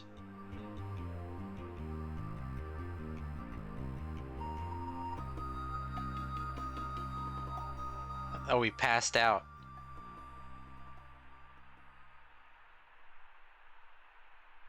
Fantastic. We did it, W. I'm clapping, you can't hear it. My noise gate is too high. Well, whoop-de-doo, we saved Christmas. I do really like this game. Even if I get frustrated because I don't understand what it's wanting from me. I do really like this game. And I really look forward to their next game with Solitaire. The horror solitaire, forbidden solitaire game. But thank you all for coming out. I hope you had a good time.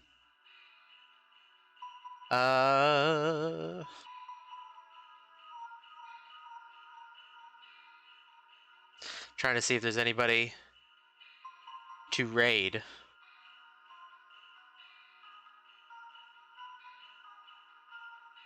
Vinny is watching you laugh, you lose. Okay.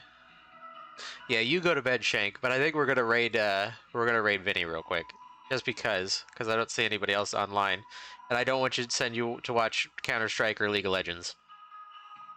Why is Queso playing League of Legends, by the way? What is going on? You can go watch some You Laugh You Lose stuff. There's so many people watching You Laugh You Lose. How the hell is that this many people watching You Laugh You Lose? I don't get it.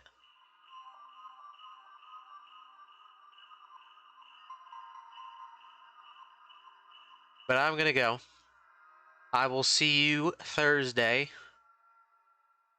We'll play more Hrat.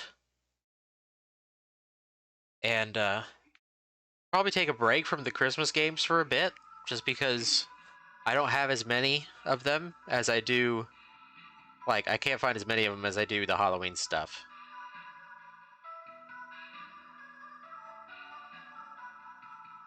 So I don't know what we'll start. Or, you know what we'll do? Maybe, well, no. We're doing enough shoot. So I think I want to finish Hrat at least. And then we'll do Blue Shift. So I don't know how long it'll take to finish that, but we'll see. I'll have to look through my games. I'll make another decision 5 minutes before I go live.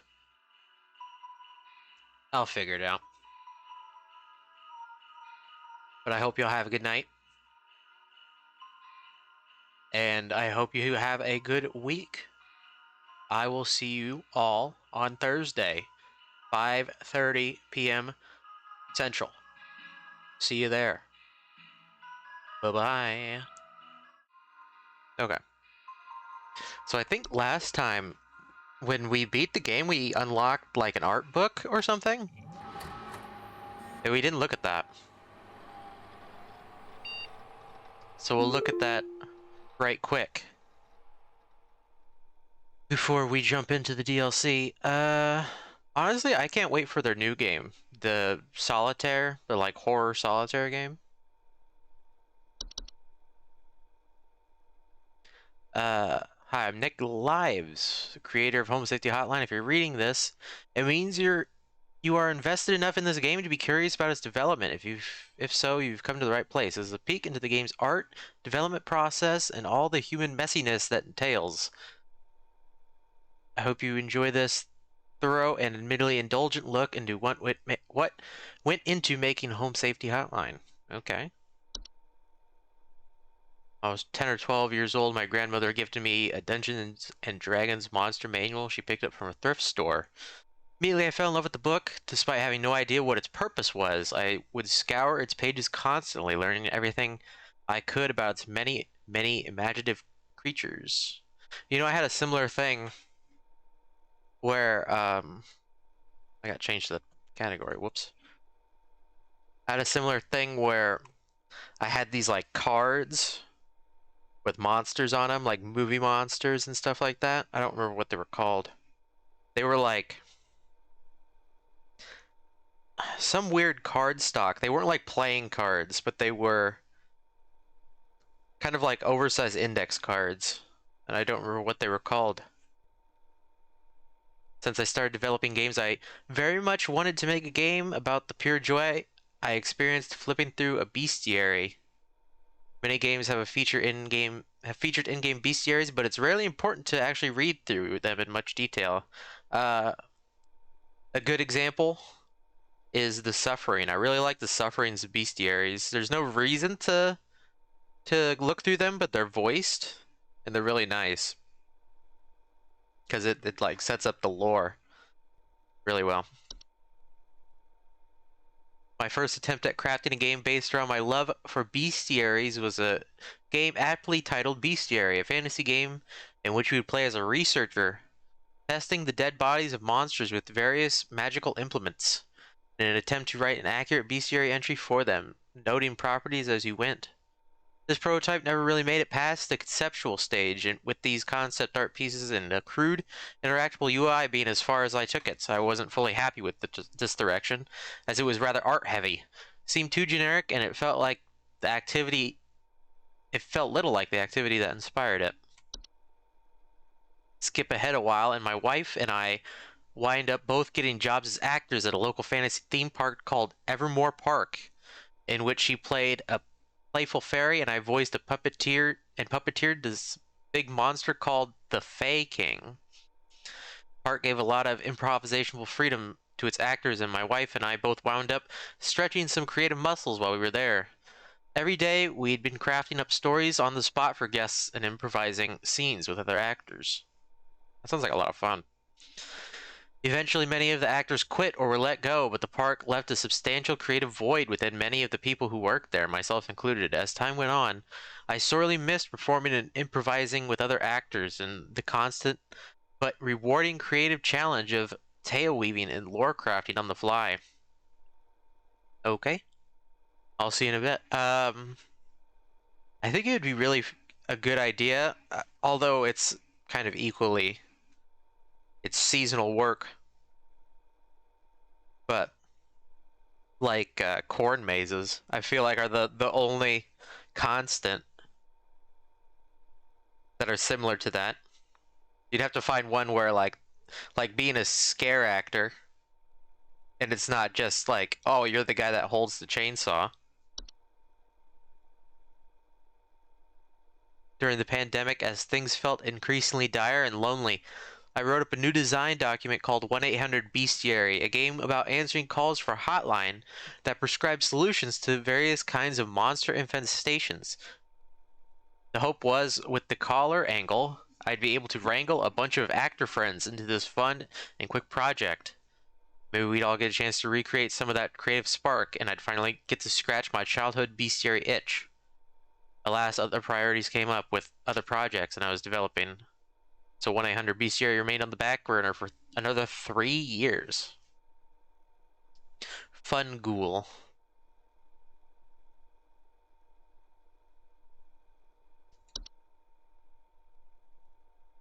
At the end of 2022, I released a horror game called Night Signal, which I haven't played yet, that I'd been trying to finish for the past few years, and while the game didn't perform great financially, it sure seemed to resonate with those in YouTube comment sections. Because I'm a weak human who craves validation, naturally I read each and every comment as it came in. I'd see some people say Night Signal reminded them of something called analog horror. I gave into curiosity and started going down this analog horror rabbit hole.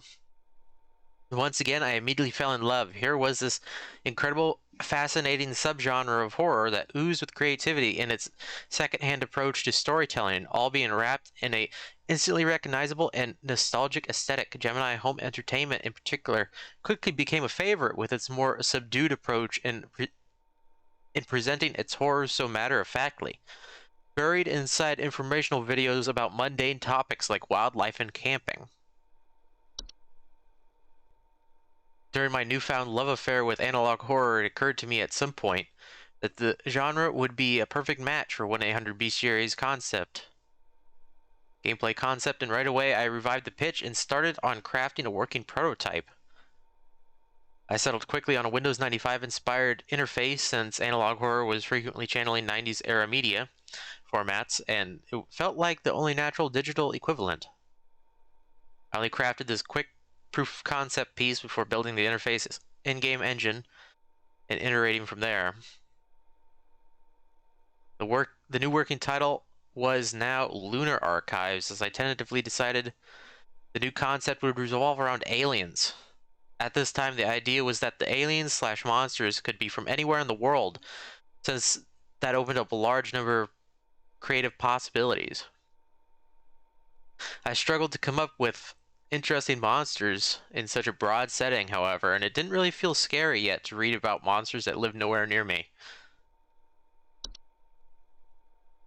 Bestiary's entries increasingly felt like they needed to be more personal to be scary, so I decided the monsters should all be things that live in your house.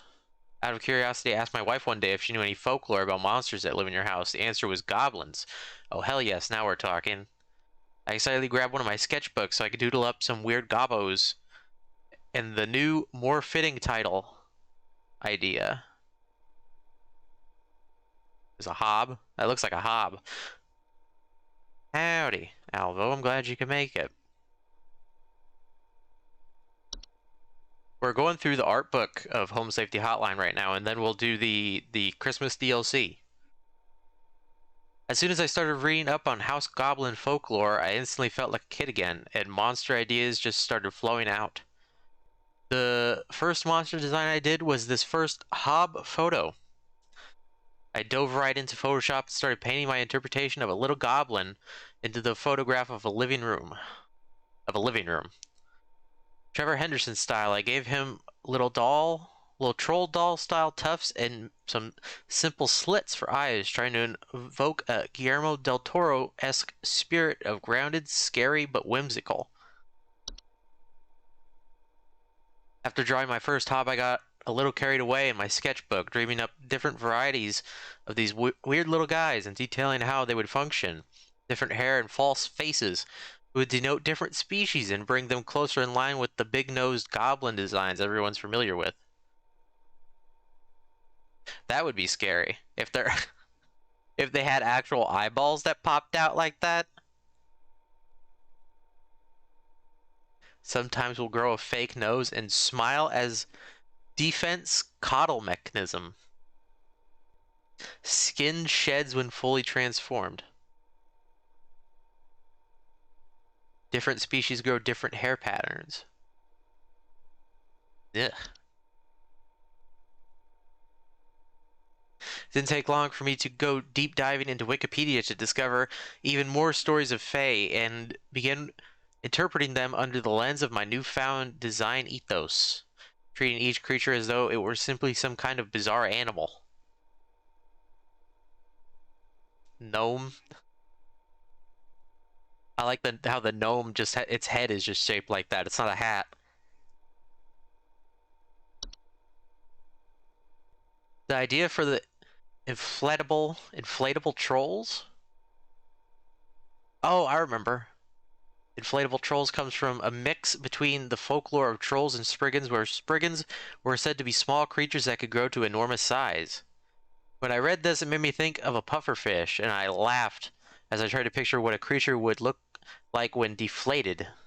I gave this ability to the trolls because folklore usually portrayed them as too big to enter people's homes, and spriggans felt like they had plenty of distinctive qualities already. Singing shrooms. If they start to sing, evacuate immediately. Strange hole on top vaguely looks like a mouth. It is. Is that... Does that vaguely look like a mouth? It doesn't look like a mouth to me. When drawing monsters frequently, I'd find myself having to paint the entire monster in order to get a certain pose, or in order to get certain poses to feel accurate before erasing parts of them later to hide them behind furniture or blurring them into oblivion. And then, of course, they would be crushed into tiny pixels by the end anyway. Less is more, after all, but I still had to draw the more to get there.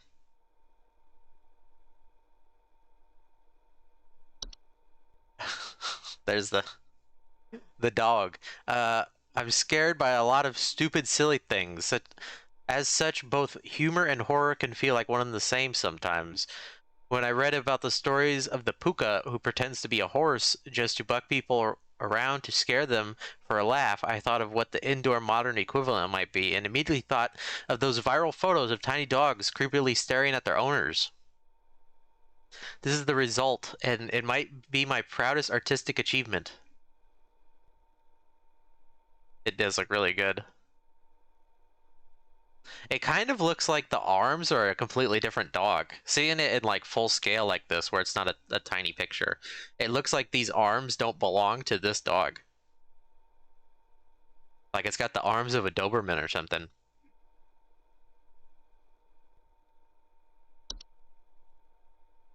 These gnomes in particular may have suffered the most from the reduction in image fidelity and when compared to their paintings. So here they are in higher definition glory. Check them out. Check out them little guys. I don't even recognize this one. I kind of wish, I don't know that there is, but I kind of wish there was a zip folder with all the images because I kind of want to look at them. I do remember this one. When he like breathes at you while you're sleeping. The Spriggan by far may be the hardest creature to spot, although all throughout development I've asked playtesters to try and find the Spriggan. No one has found the Spriggan. I could consider this a failure on my part as a designer, but I left it in as is in the final product. Make of this what you will. I don't remember what the original picture looked like. I would have to go back and watch the VOD, but I think it's kind of for the pictures where it was like, oh, I don't see what the monster is supposed to be. I feel like that's kind of scarier. You know what I mean? Like it's like when you see like it used to be an old thing online where it was like I don't even know what you call those images, but it kind of looked like a Polaroid, and it would say some text at the bottom, and the pictures would be like, when you see it, you'll shit bricks, and then sometimes it was a jump scare, but but it's like you don't see what's immediately wrong with the photo. That's kind of what I get from the images where you couldn't tell what you were looking at. Like, what you couldn't tell what the monster was, but you can see everything else. It's also kind of like those photos where it's an image, but there's nothing in it. Like, the more you look at it, the more wrong it looks because nothing in it looks like an actual thing. It's just like a mash of colors and like textures and stuff and a pile, so it kind of looks like a thing, but not really. The troll is another creature that I painted in far more detail before blurring him to hell and back, so here he is in all his wrinkly, deflated glory. For your viewing pleasure.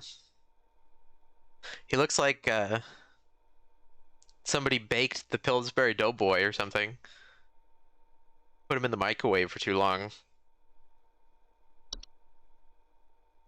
The Bogart is another.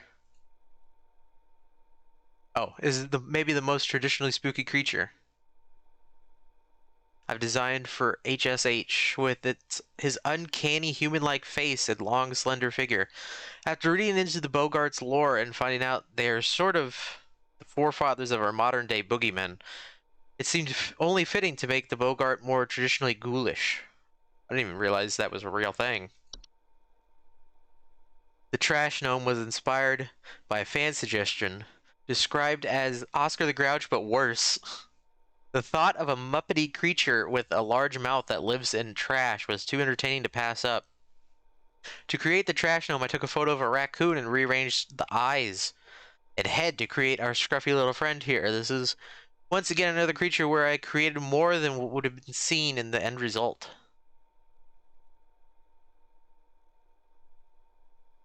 I wish I was this good at Photoshop.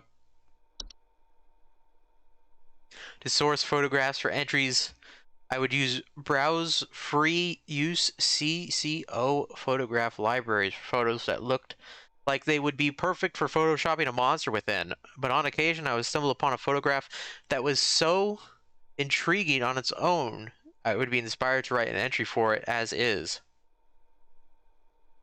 The photo, for example, by Tasha Kamrowski immediately captivated and inspired the mirror nymph entry on its own. I changed the skin tone to up the creepy factor slightly, but the photo is otherwise unaltered. Making people question ordinary objects in their home is both quite funny and quite creepy, and that's something these fan-suggested entries, Soap Sprite and Laundry Gnome, exhibit pretty well.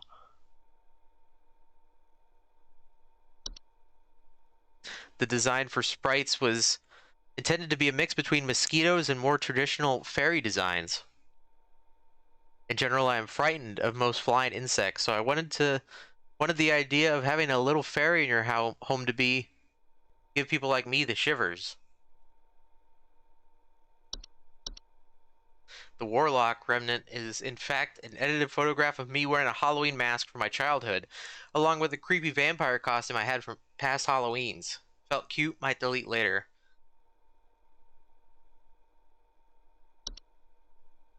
Got a very fancy bathroom. Assuming that's the dev's bathroom. The concept of coupons came about after I received feedback from demo players asking for more motivation for playing the game well, since playing the game poorly would net you more interesting content in the form of consequence calls. I thought that pointless employee discounts for products offered by HSH would make for funny yet lore-heavy content for high-scoring incentives, and based the look of the product images off of 90s infomercial ads. Used horseshoe. Used. Like, does that mean all the luck is gone, or does that mean a horse wore it? I think that's also the cheapest item. Granted, we didn't get many coupons because I kept second guessing all my choices. Originally, the game over ending was much simpler and to the point, with Carol firing the player and wiping their memory before sending them on their way. After the promotion ending was written, I decided to come up with something a little more whimsical for the game over to better suit the world of HSH, inspired by Ro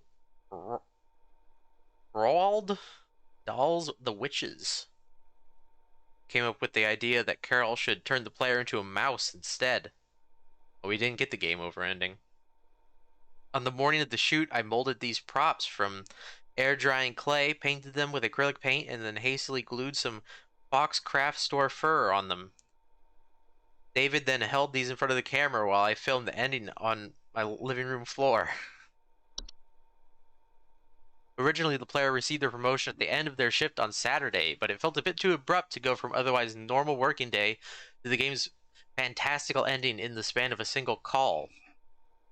After a bit of brainstorming, we wound up coming up with a dedicated final trial day, where you would be called by cryptic cloaked callers testing your knowledge with riddles, all without having access to your database of information. When the game's ending was written, in order for music to be composed for it early on, this crude animation storyboard of Animaniac, no, not Animaniac, Animatic, I can't read today, was created in order to dictate the pacing and structure of the endings so the music could be written for it.